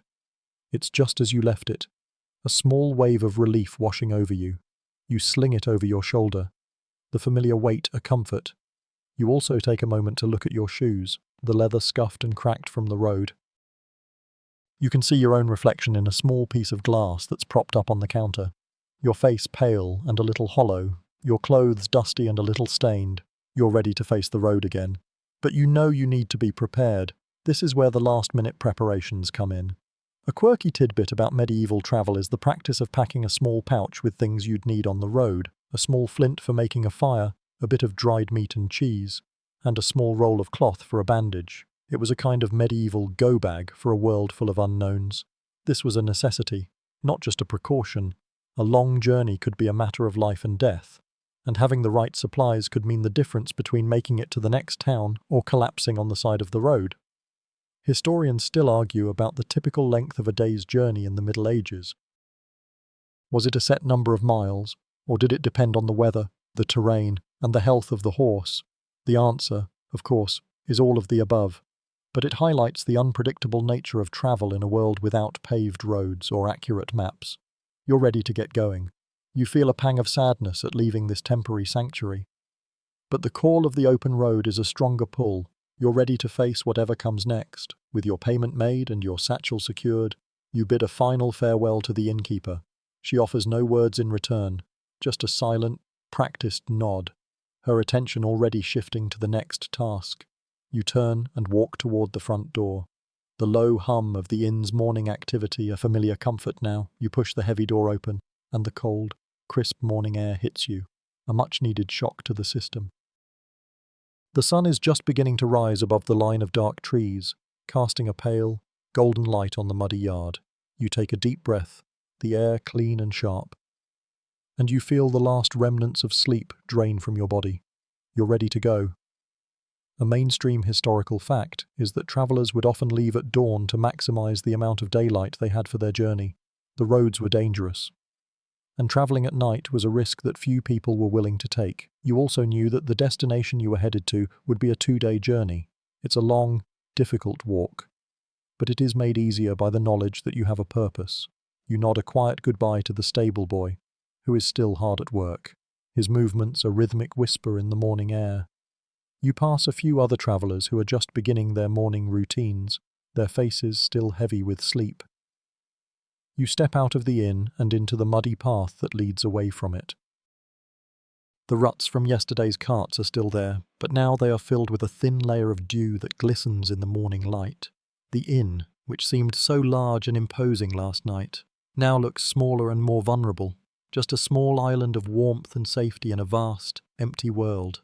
You look back one last time, a small pang of nostalgia hitting you. You remember the roaring fire, the savoury pottage, the low rumble of voices, and the quiet comfort of your straw bed. A quirky tidbit is that medieval travellers would often sing a specific song or recite a prayer as they left an inn, a kind of ritual to ensure their safe passage on the road ahead.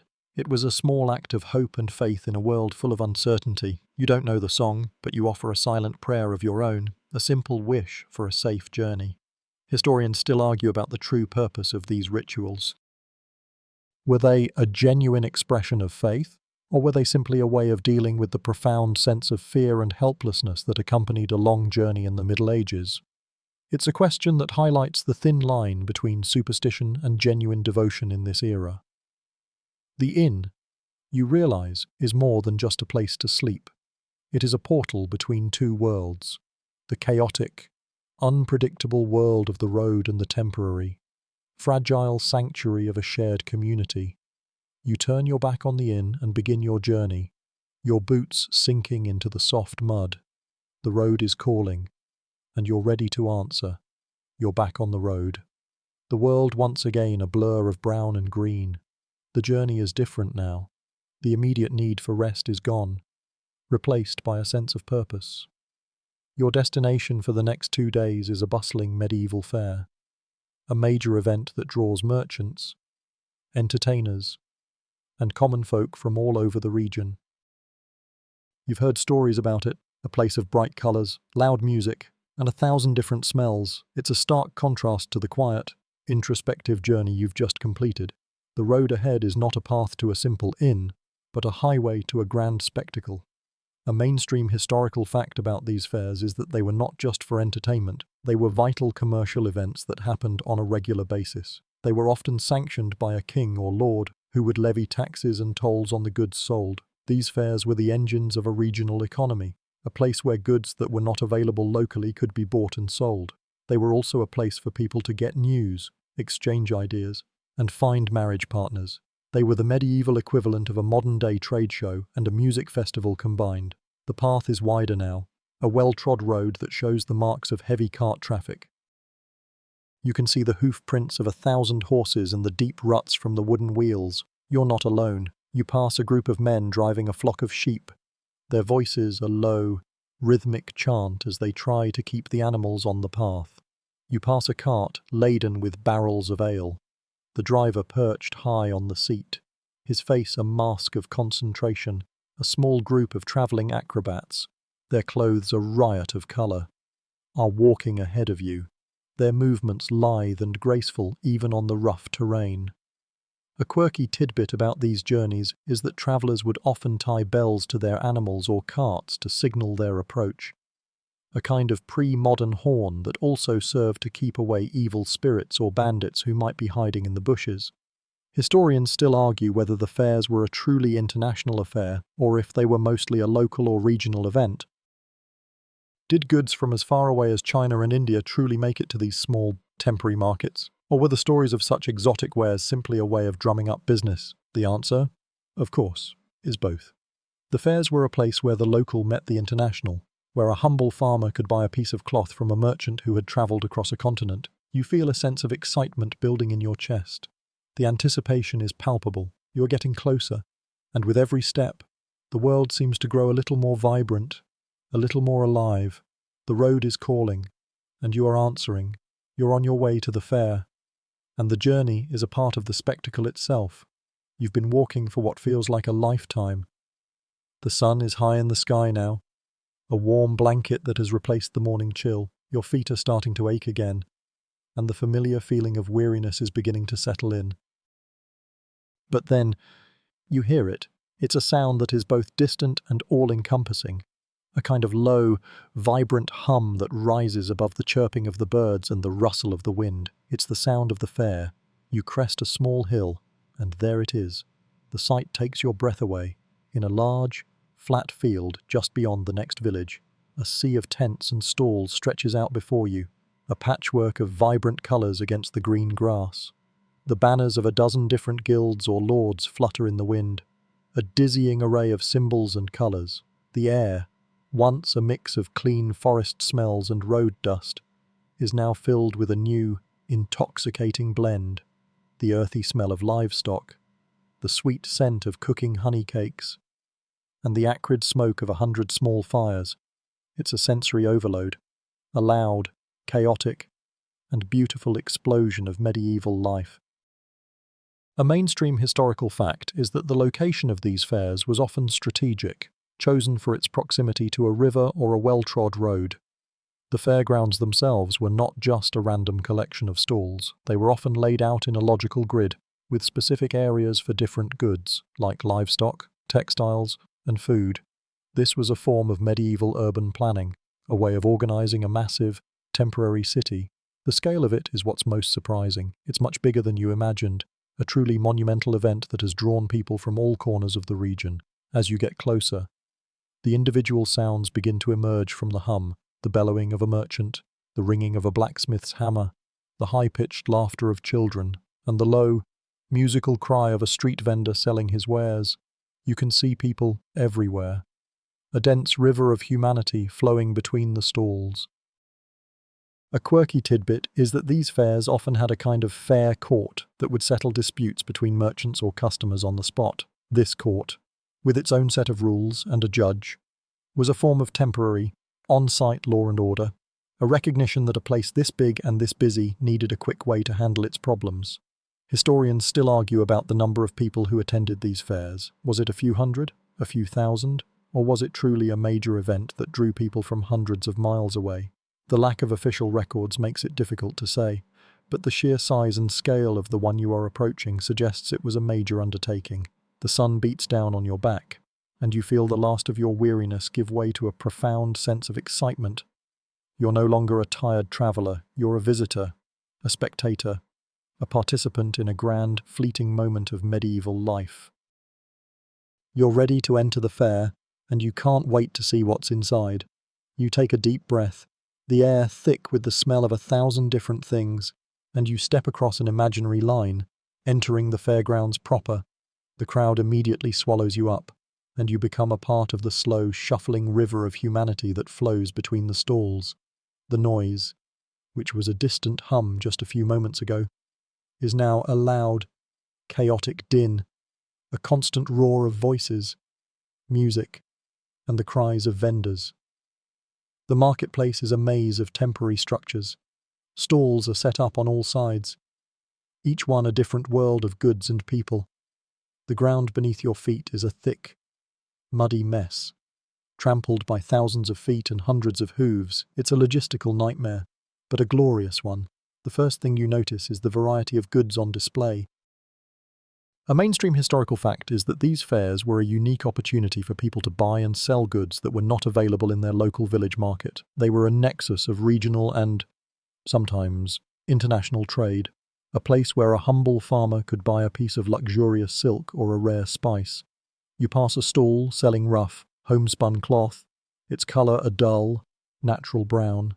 The vendor, a man with a tired face, is arguing with a customer about the price. Just a few feet away, you see a completely different world. A merchant in a fine, brightly coloured tunic is hawking a bolt of what looks like silk, its fabric shimmering in the sunlight. This is a visual representation of the class system at work, a reminder that even in a chaotic space like this, wealth and status find a way to express themselves. A quirky tidbit about these markets is that merchants often used tally sticks, a piece of wood with notches carved in it, to keep a record of a customer's debt. It was a simple, yet effective, way of managing credit in a world without paper. Historians still argue about the typical methods of haggling at these fairs. Was it a long, drawn-out process, or was it quick and efficient? The answer probably depended on the item being sold and the personalities of the buyer and the seller, but it's a detail that sheds light on the nature of medieval commerce, which was as much about a person's skill at negotiation as it was about the quality of their product. You keep walking, your eyes wide with wonder. You feel a sense of profound appreciation for this fleeting moment in time. The fair is not just a place to buy and sell, it's a living, breathing snapshot of a society in motion, a place where 1,000 stories are being told at the same time. You can't wait to see what's next. You are a spectator, a participant, and a witness to this incredible spectacle. You've made your way through the stalls of locally produced goods, the rough cloth, the iron tools, the simple pottery.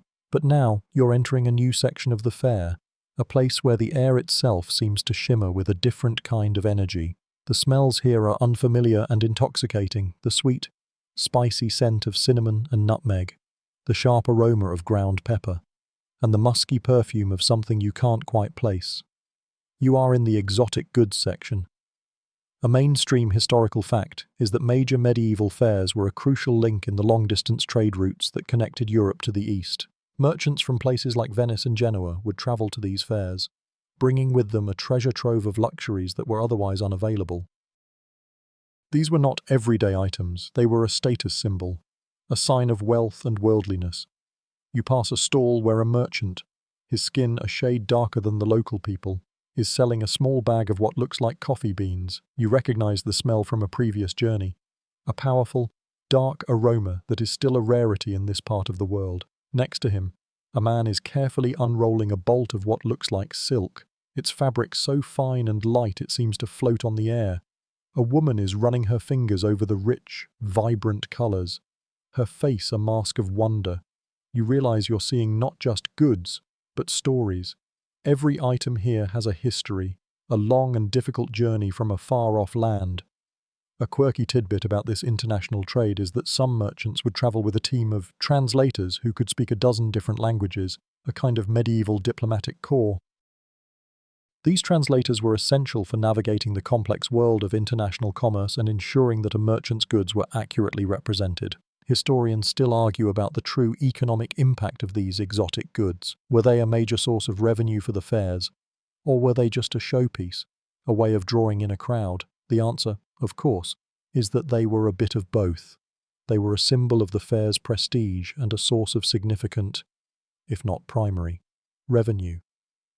You stand there for a moment, breathing in the scent of a world away. You're reminded that the world you live in, though it feels small, is connected to a much larger one. The fair is a window to that world, a brief glimpse of the riches and wonders that lie beyond the horizon. You're not just at a market, you're at the crossroads of continents, and it is a breathtaking sight to behold. Leaving the heady sense of the exotic goods section, you turn a corner and find yourself in a quieter part of the fair, a place where the rhythmic sounds of work have replaced the loud cries of the merchants. You are in the craftsman's quarter, a place where skilled artisans have set up their temporary workshops. The air here smells of wood smoke, metal, and leather, the honest, earthy smells of 100 different trades. This is the heart of the fair's production, a place where the raw materials are transformed into the finished goods that fill the other stalls. A mainstream historical fact is that these craftsmen were often a part of a specific guild, a kind of trade union that protected their interests, regulated their trade, and ensured the quality of their work. A master craftsman, for instance, would have had to undergo years of training as an apprentice and a journeyman before being allowed to set up his own workshop and sell his own goods. The guild system was a powerful force in medieval life, a way of maintaining standards and controlling the market. You pass a blacksmith, his face smudged with soot, his arms thick with muscle, he's hammering a piece of red-hot iron. The sound a loud, rhythmic clang that echoes through the fairgrounds. A few feet away, a cooper is carefully fitting the staves of a wooden barrel together, his hammer a soft, muffled thud. You see a tanner, his hands stained from working with leather, his stall filled with the rich, musky scent of 100 different hides. A quirky tidbit about these artisans is that they often had their own specific symbols or trademarks that they would stamp on their goods, a way of showing their work's quality and, in a way, advertising their services to future customers. It was the medieval version of a brand logo. Historians still argue about the relationship between these artisans and the merchants. Were they in competition? Or did they work together? Did a merchant commission a craftsman to create a specific item? Or did the craftsman create the item and then try to sell it to the merchant? The answer, of course, is both. And it highlights the complex, interconnected nature of the medieval economy. You stand there for a moment, watching a potter turn a lump of clay on his wheel, his hands moving with a fluid grace that is mesmerizing. You are witnessing the creation of something from nothing, the transformation of simple materials into objects of beauty and utility.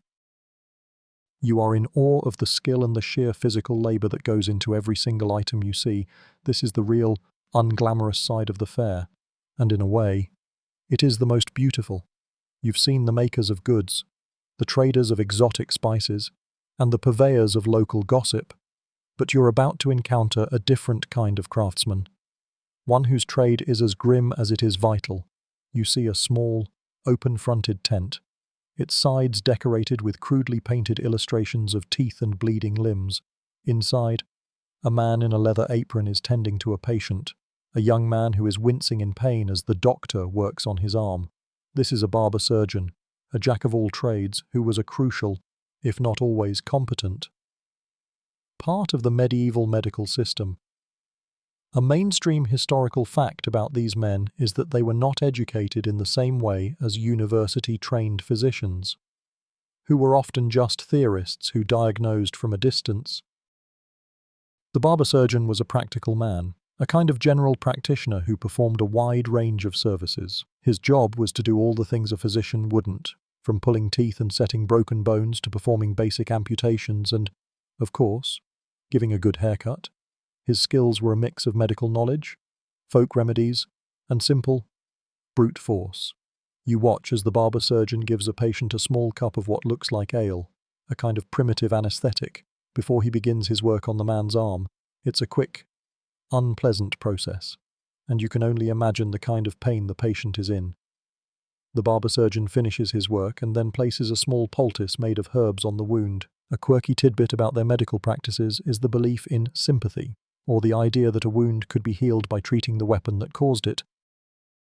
This meant that a barber surgeon would often ask a patient to bring in the blade or arrow that wounded them so that he could treat it with a salve, a practice that was as much superstition as it was medicine. Historians still argue about the true effectiveness of these barber surgeons, while some of their practices, like using clean instruments and a basic form of hygiene, may have been beneficial. Others, like bleeding a patient to balance their humours, likely did more harm than good. Was he a lifesaver or a quack?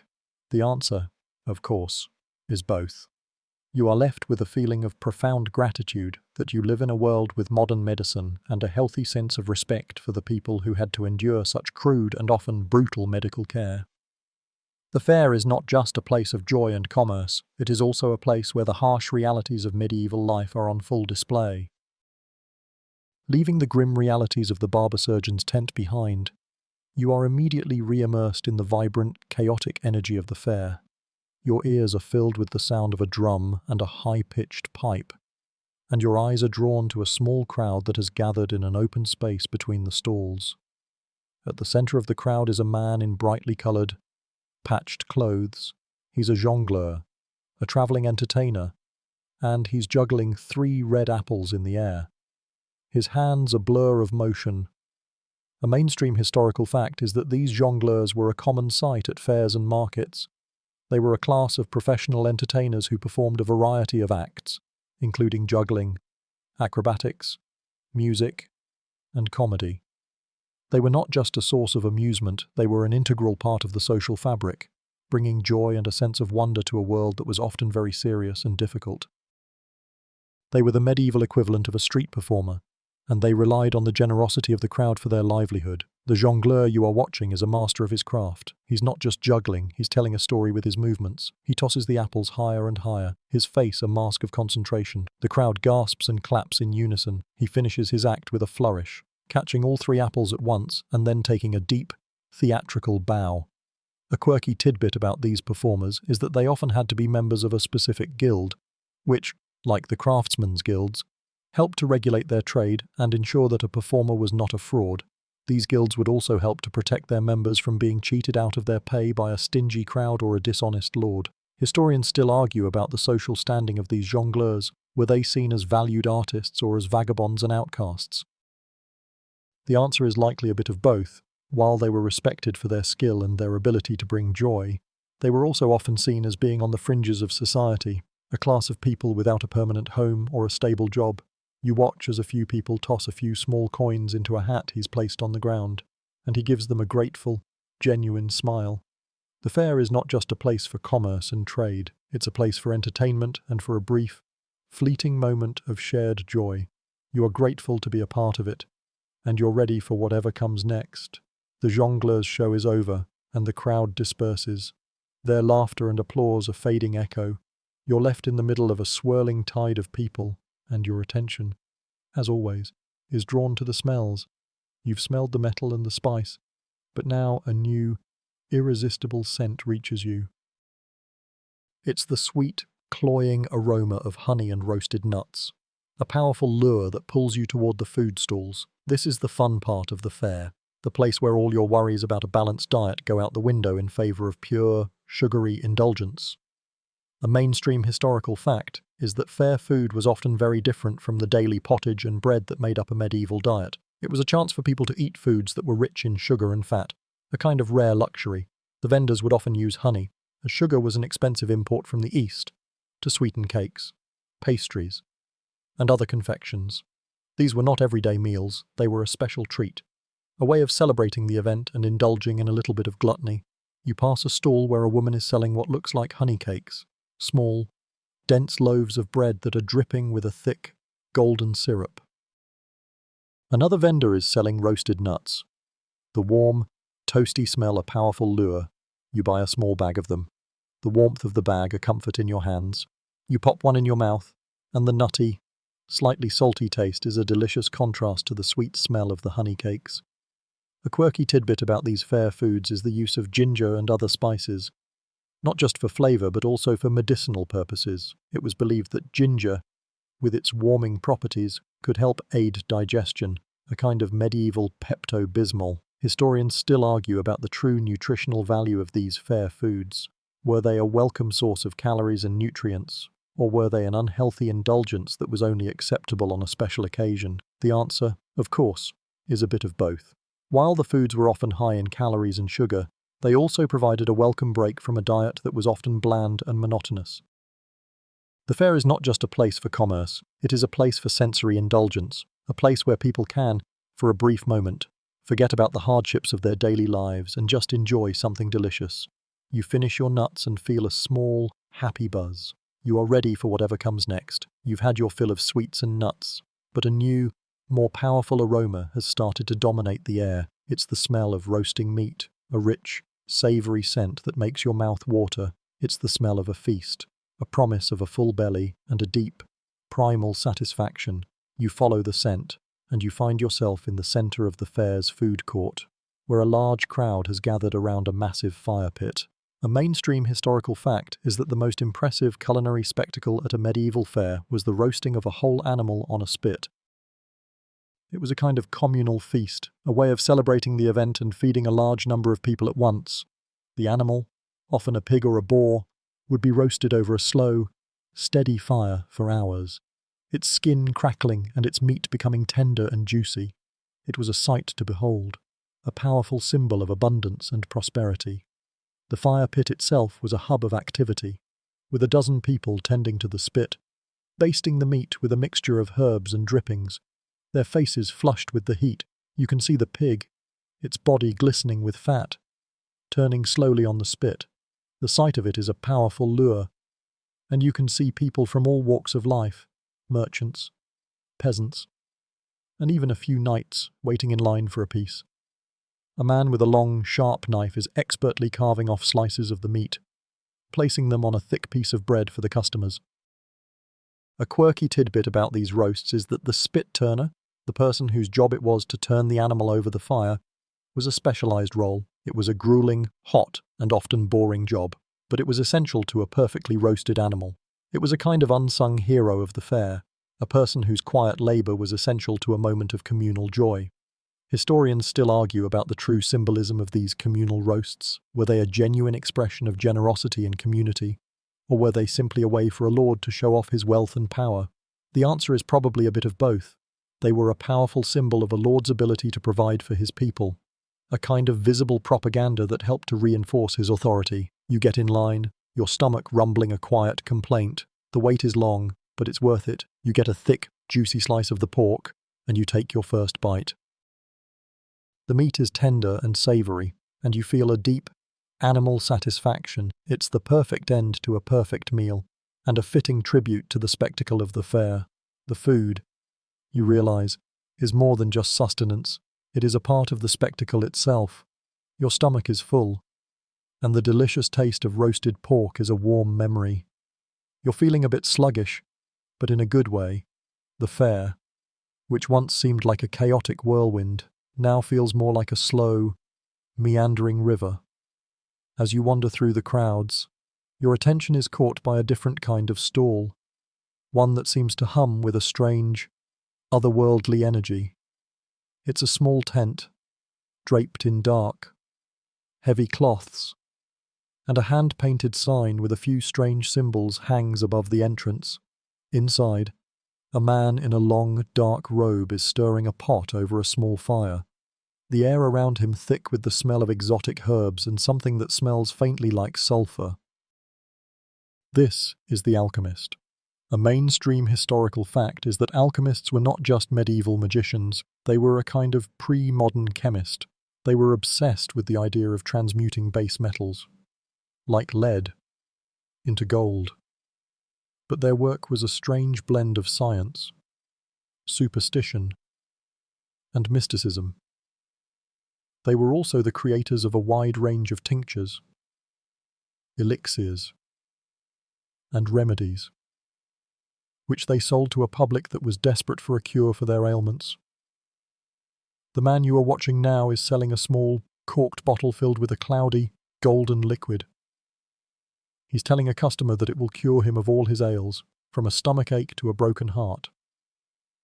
You watch as a customer, a man with a pale, drawn face, hands over a few coins in exchange for the bottle. He takes a long sip, and his face immediately contorts in a grimace. "It tastes like vinegar and mud," he says, but the alchemist just smiles. "That, my friend, is the taste of healing," he says with a theatrical flourish. This brings up a quirky tidbit about these alchemists. They often used a complex, esoteric language to describe their work and their products. They would talk about the philosopher's stone, the elixir of life, and other arcane concepts, a kind of linguistic smoke and mirrors that helped to disguise the fact that they were often just selling a mixture of herbs and coloured water. Historians still argue about the true motives of these alchemists. Were they genuine scientists who were simply limited by the technology of their time? Or were they all charlatans and con artists who preyed on the desperation of a superstitious population? The answer, of course, is a bit of both. Some were likely true believers, but many were likely just looking for a way to make a living. You can't help but feel a pang of pity for the man who just bought the fake elixir. You know that it won't cure him of anything, and you wonder how many other people at this fair have been taken in by the promises of a quick fix and a magical remedy. The fair is not just a place of joy, it is a place where hope and desperation are sold in a bottle. Leaving the alchemist's tent, you feel a new sense of cynicism settling in. The fair, for all its wonder, has a darker side, and you've just seen it as you make your way through the crowds. Your attention is drawn to a group of men in a different kind of uniform. They're not the colourful, patched clothes of the entertainers, or the simple tunics of the merchants. They're dressed in the livery of a local lord, their faces grim and their demeanour officious. These are the tax collectors, and they are here to ensure that the lord gets his due. A mainstream historical fact is that these fairs were a major source of revenue for the local lord.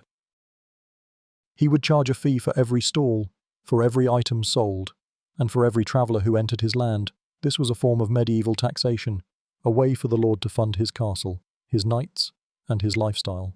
The tax collectors were the men who made sure that the money was collected, and they were not known for their gentle nature. You watch as a tax collector, a large man with a leather pouch at his side, approaches a merchant who is selling simple wooden bowls. The tax collector looks at the bowls, then at the merchant, and he holds out his hand. The merchant, his face a mask of resignation, hands him a few small coins. The transaction is quick and silent, a testament to the merchant's powerlessness in the face of authority. A quirky tidbit about these taxes is that they were often levied on a unit basis, with the tax collector having to guess the value of the goods. This led to a kind of theatrical haggling between the tax collector and the merchant, with the merchant trying to convince the tax collector that his goods were worth far less than they actually were. It was a kind of medieval tax avoidance scheme, but it was a risky one. Historians still argue about the fairness of these taxes. Were they a reasonable source of revenue for a lord who provided a safe space for commerce?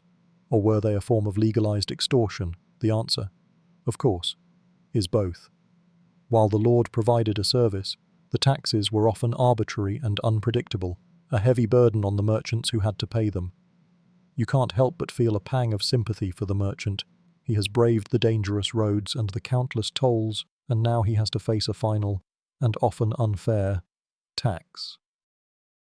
The fair, you realize, is not just a free-for-all. It is a carefully controlled, highly regulated system, and the tax collectors are the men who keep it running. They are a necessary evil, a grim reminder of the Lord's power and control over the lives of his subjects. You've seen the serious side of the fair, the commerce, and the taxation. But now, as you wander through the crowds, your attention is drawn to a different kind of stall, one that seems to exist outside of the material world. It's a small, makeshift pulpit, and a man in a simple brown robe is standing on it, his face earnest and his hands clasped in a gesture of prayer. This is a wandering friar, a man who has devoted his life to poverty and to spreading the word of God to the common people. A mainstream historical fact is that these friars, unlike the cloistered monks who lived in monasteries, were itinerant preachers. They travelled from town to town, living on the charity of others, and they were a major force in the religious life of the Middle Ages. They were known for their fiery sermons, their simple lifestyle, and their ability to connect with the common folk in a way that the more formal and often corrupt clergy could not. The friar you are watching is speaking with a simple, direct language that is meant to be understood by everyone. He's not talking about complex theological ideas, he's talking about sin, salvation, and the simple, profound love of God. The crowd around him is small, but they are listening with an intense, quiet concentration. A quirky tidbit about these friars is that they were often a source of local gossip and news. Because they travelled so much, they would often know what was happening in other towns and villages, and they would sometimes include these stories in their sermons as a way of making their message more relatable. They were a kind of spiritual news network, a way of connecting people to a larger, religious world. Historians still argue about the true effectiveness of these friars. Were they a genuine force for good, helping to reform a corrupt church and bring a sense of faith to the common people? Or were they just a new kind of religious opportunist?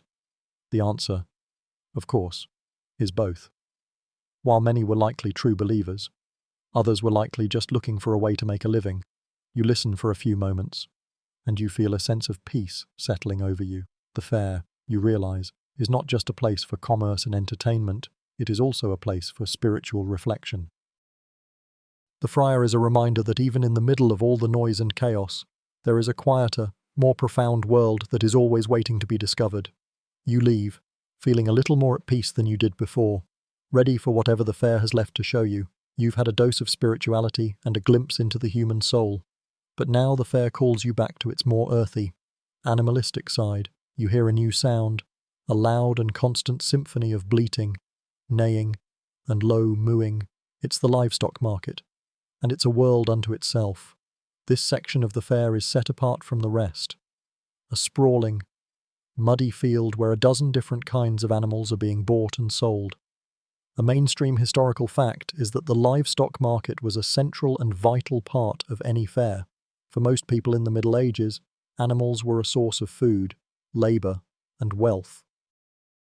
The sale of a horse, a pig, or a cow was a major event, a transaction that could change a family's fortune. The market was not just a place for buying and selling. It was a place for a public display of wealth and for a kind of communal assessment of a farmer's stock. You pass a group of men who are examining a horse, their hands running over its legs and back, their faces a mask of professional scrutiny. A farmer is loudly extolling the virtues of his prize sow. Her loud, insistent squeals a kind of protest. You can see sheep, their wool thick and dirty, huddled together in a pen, their bleating a constant, repetitive sound. A quirky tidbit about these markets is that the animals were often dressed up for the sale. A farmer might paint a few stripes on his cow or tie a ribbon to his horse's mane, a kind of medieval marketing that was meant to make his animal stand out from the rest. It was a kind of charming, if slightly dishonest, attempt to get a better price. Historians still argue about the typical methods of payment at these markets.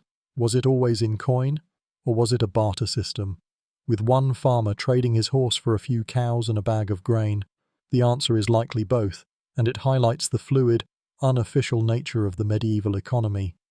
You're struck by the sheer chaos of it all. The mud, the smells, and the noise are all overwhelming. But you're also impressed by the deep, unspoken knowledge of the people who are here. They are experts in their trade, and they can tell the health and worth of an animal with just a glance. The livestock market is a powerful reminder of the connection between people and the animals that sustained them, a fundamental bond that is at the heart of medieval life. You're ready to leave, but you feel a newfound appreciation for the people who work the land and raise the animals that fed and clothed the entire population. You've had your fill of the animal chaos of the livestock market, and you're ready for something a little more whimsical. Your attention is caught by the sound of a high, squeaky voice and the laughter of a crowd, a sound that is both familiar and a little bit strange. You follow the sound and you find yourself in front of a small, open-air stage where a man is operating a series of small, wooden puppets. It's a puppet show, and it's a joy to behold. A mainstream historical fact is that puppet shows were a popular form of entertainment for both children and adults in the Middle Ages. They were a simple, yet effective, way of telling stories, from religious tales to moral fables to simple comedies. The puppeteer, a master of his craft, could make the little wooden figures come alive. Their movements and their voices a kind of magic. The stage was often nothing more than a simple curtain, a screen that hid the puppeteer from view. A kind of pre-modern cinematic experience. You watch as the puppeteer tells the story of a foolish knight and a clever dragon. The knight, with his clumsy, wooden movements, tries to fight the dragon, but the dragon, with its swift, graceful movements, outwits him at every turn. The audience, a mix of children and adults, roars with laughter. A quirky tidbit about these shows is that the puppets were often carved from a single piece of wood and then painted with bright, simple colors. The puppets themselves were not just toys, they were a kind of cultural artifact, a physical representation of the stories that were so important to the medieval world. They were often passed down from generation to generation, a kind of living history. Historians still argue about the true purpose of these shows. Were they just for fun? Or were they a way of subtly teaching moral lessons to a population that couldn't read? The answer, of course, is both. The puppet show was a way of making a complex moral or religious lesson simple and easy to understand. You stand there for a moment, lost in the simple, charming world of the puppets. You're reminded that in a world without television and movies, a simple puppet show was a kind of high art, a powerful way of telling stories and bringing people together. It's a reminder that joy and wonder can be found in the simplest of things. The laughter from the puppet show still rings in your ears, a happy memory that is about to be shattered. The fair, for all its joy and whimsy, is also a place of high emotion, and high emotion, when mixed with alcohol, can lead to violence. You are walking through a crowded lane when you hear a sudden, loud shout. Followed by the clatter of a fallen tankard, you turn and see two men, their faces red with drink and fury, arguing loudly. The argument quickly escalates, and the men begin to shove each other, their movements clumsy and uncoordinated. A mainstream historical fact is that fights and brawls were a common occurrence at medieval fairs and markets. The combination of alcohol, close quarters, and a diverse crowd of strangers was a perfect recipe for conflict. These fights were not often deadly, but they were a frequent and disruptive part of fair life, a kind of dark undercurrent to the spectacle. The fair, you realize, is not just a place for commerce and entertainment, it's a place where the raw, unfiltered emotions of humanity are on full display. The fight escalates, and the two men begin to throw punches. They're not graceful or skilled fighters, they're just two drunk men trying to hurt each other. A small crowd gathers around them, some cheering them on, others trying to pull them apart. A few people scatter, their faces etched with a mix of fear and annoyance. You realize that a fight, while dangerous, is also a form of entertainment in its own right. A quirky tidbit about these brawls is that they were often broken up by a peacekeeper, a person whose job it was to maintain order at the fair. These peacekeepers, often a part of the Lord's men, would carry a simple staff or a club, a symbol of their authority, and their presence was a powerful deterrent to any further violence. Historians still argue about the typical punishments for a person caught in a fight at a fair. Was it a simple fine, a public shaming, or was it a more severe punishment, like a stay in the stocks or a public flogging? The answer likely depended on the severity of the fight and the mood of the judge, but it highlights the kind of rough justice that was common in the Middle Ages. You are both repulsed and morbidly fascinated by the brawl. It's a reminder that even in a place as full of light and wonder as the fair, darkness is always lurking just beneath the surface. You decide to keep walking, leaving the fighting men and the morbidly curious crowd behind you. You've seen enough of the ugly side of the fair, the oral memory of the brawl and the sight of the swaying. Drunken men are still fresh in your mind. You're trying to find a quieter part of the fair, a place where the air is not so charged with conflict. As you walk through a crowded, narrow lane, your hand goes to your belt, a small, involuntary check to make sure your coin pouch is still there. You feel the small, reassuring weight, and you feel a sense of relief. But just as you're about to put your hand back down, you see it, a woman. Her face flushed with excitement, is haggling with a vendor over a piece of pottery. A man, a young, shifty-looking figure, is standing just a few feet behind her. His hand, quick and practiced, slides into her purse, which is hanging from her belt. He pulls it out with a swift, almost invisible motion. The woman, completely unaware, continues to haggle, her voice a low, insistent hum. The thief, his face a mask of casual innocence, slips away into the crowd, his movements as fluid as a river.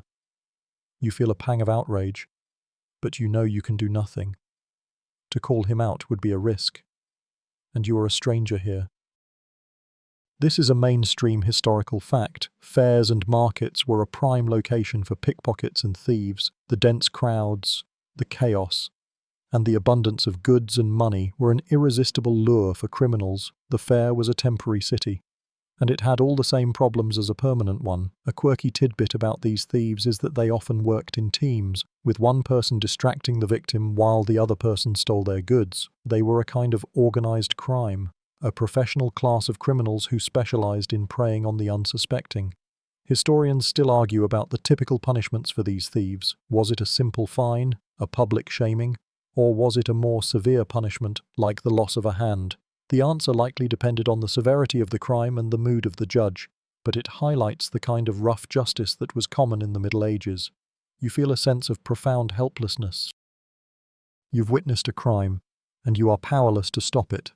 It's a harsh reminder that the fair is not just a place of joy and wonder, it is a place where a person's security is a fragile thing.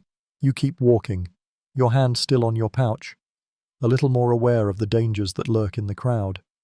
The sun has begun its slow descent, its light now a soft, golden hue that casts long shadows across the fairgrounds. The energy of the fair is shifting. The loud, chaotic din has begun to subside, replaced by a lower, more tired hum. The crowds are starting to thin out. The slow, shuffling river of humanity, now a series of smaller, more fragmented streams, all flowing toward the exits. The fair is winding down, and the grand temporary city is beginning to dismantle itself.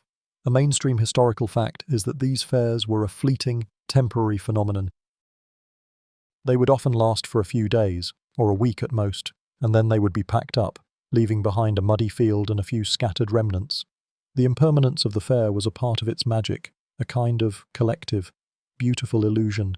The vendors are starting to pack their wares, their movements no longer a quick, confident flourish, but a slow, methodical process. The entertainers, their faces flushed with sweat and exhaustion, are gathering their instruments and their props. The animals in the livestock market are being herded into a smaller, more contained space, their lowing and bleating a final, mournful farewell. You pass a few vendors who are already gone, their stalls nothing but a few scattered bits of wood and a single, lonely banner fluttering in the wind. It's a sad sight, a kind of ghost of what was. A quirky tidbit about these fairs is that the closing of the fair was often marked by a specific ritual, a kind of formal end to the event. The closing bell, a special bell that was rung at a specific time, was a signal for everyone to pack up and go home. This was a way of ensuring that everyone left at the same time and that there were no last-minute disagreements or thefts in the chaos of the night. Historians still argue about the true emotional impact of these fairs on the people who attended them. Were they a genuine source of joy and a break from the hardship of daily life, or were they just a source of fleeting pleasure that left a person feeling emptier than they did before? The answer, of course, is both. The fair, you realize, is a powerful symbol of the human need for community, for entertainment, and for a brief, fleeting escape from the mundane. The fair is not over yet, but it's close. You have a few more hours before the magic fades completely. You decide to make the most of them, to take in the last moments of this incredible spectacle. You're ready to make a few last-minute purchases before you leave. The fair is a shadow of what it was just a few hours ago. The noise has faded to a gentle murmur, and the crowds have thinned out, their faces pale and their shoulders slumped with exhaustion. The last of the sun's light is a faint orange glow on the horizon, and you know you don't have much time left. You feel a pang of urgency. You came here for a reason, and you need to get a few things before you leave. You're ready to make your last-minute purchases, to take a piece of the fair's magic with you. A mainstream historical fact is that travelers would often buy small, non-perishable items at a fair that they couldn't get in their own village. These were often things like a new cooking pot, a sharp knife, or a piece of cloth. These items were a kind of practical souvenir, a physical reminder of a journey that was both arduous and, in its own way, magical. You find a quiet stall where a man is selling hand-carved wooden spoons. The spoons are simple, with a small decorative flourish at the end. You buy one, the smooth, warm wood a comfort in your hand. It's a small thing, but it will be a constant reminder of this journey. You also see a small vendor selling something you've never seen before, a small glass bottle filled with a bright blue liquid. The vendor calls it the essence of the sky and claims it will bring you good luck on your journey. It's a scam, you know it is, but you can't help but be intrigued. A quirky tidbit about these fairgoers is that they would often buy a talisman or a lucky charm at a fair, a small, inexpensive item that they believed would protect them from harm. These were a kind of physical manifestation of a person's hope and a way of dealing with the profound sense of helplessness that came with a long journey in a world without science. Historians still argue about the true power of these charms. Were they just a source of psychological comfort? Or did they have a genuine, if unprovable, effect on a person's well-being? The answer, of course, is that they were a bit of both. You buy the small bottle, the smooth, cold glass a sharp contrast to the warm, wooden spoon. It's a foolish purchase. You know it is, but you can't resist. You're ready to go. The fair has given you so much, from the food and the entertainment to the simple wooden spoon and the useless, but beautiful, bottle. You feel a new sense of gratitude, and you're ready to face the road again. You turn and begin your walk toward the exit. The magic of the fair a fading echo behind you. You've left the fairgrounds behind. The noise, the crowds, and the smell of roasted pork are now just a distant, fading memory. The sun has dipped below the horizon, and the world is painted in shades of purple and grey. You are back on the road, the familiar path that you travelled just this morning. But it feels different now. The road is quieter, emptier, and the journey is a more solitary one. The fair, with all its chaotic energy, has made you feel both a part of the world and a little bit detached from it. A mainstream historical fact is that the journey home from a fair was often a more dangerous one than the journey to it. The reason is simple. You were carrying the goods you had just bought, and you were a tempting target for bandits and thieves who knew that the fairgoers would be on the road. The journey is a test of your resolve, a final challenge before you can rest. You walk with a little more purpose now, your senses heightened, your hand instinctively going to the small pouch at your side. The road is darker now, the moon a thin crescent in the sky. You can hear the sounds of the night, the rustle of leaves in the wind, the hoot of an owl, the distant howl of a wolf. It's a world that is both beautiful and terrifying. A quirky tidbit about these return journeys is that travellers would often sing or whistle as they walked, not just to pass the time, but to ward off evil spirits and to make their presence known to any would-be bandits. The sound, a simple, human one, was a kind of protection in a world full of unseen dangers. You don't sing, but you feel a sense of shared humanity with the people who once walked this same road, their fears and hopes echoing through time. Historians still argue about the true risks of travelling at night in the Middle Ages. Was it a genuine fear, or was it a story told to scare children?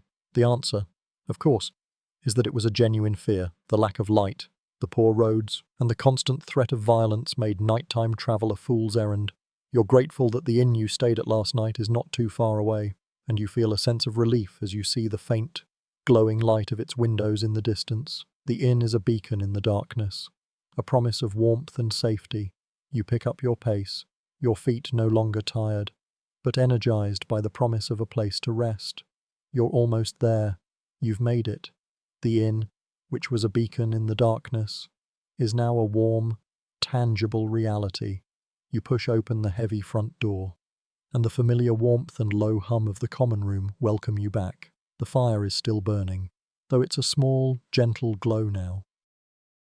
A few of the local patrons are still there, nursing their last tankard of ale. Their voices a low, sleepy murmur. The innkeeper gives you a brief, silent nod of recognition, a sign that you are a familiar face now, not just a stranger.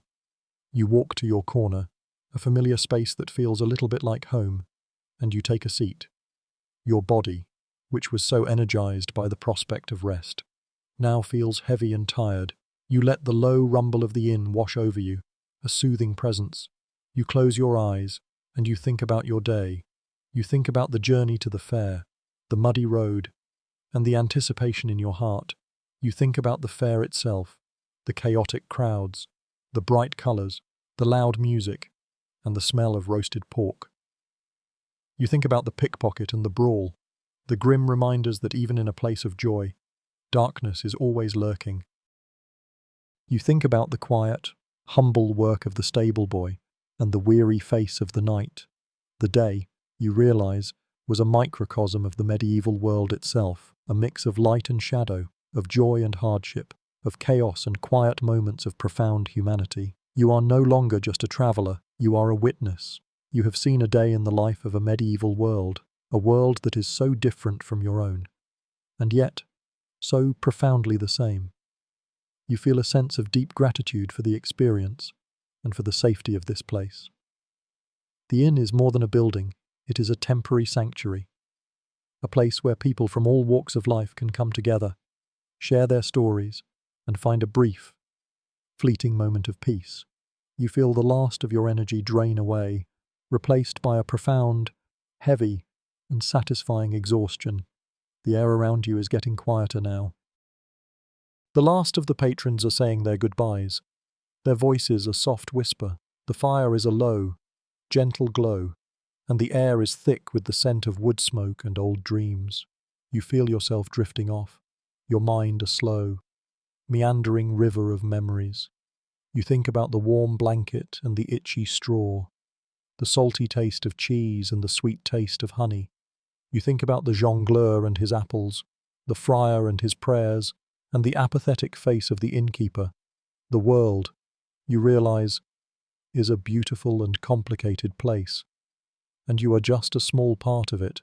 The sounds of the inn fade into a low hum, a gentle lullaby that lulls you into a deep and profound sleep. The dreams you will have tonight will be of muddy roads, bright colours, and the quiet comfort of a straw bed. End of script. Sweet dreams.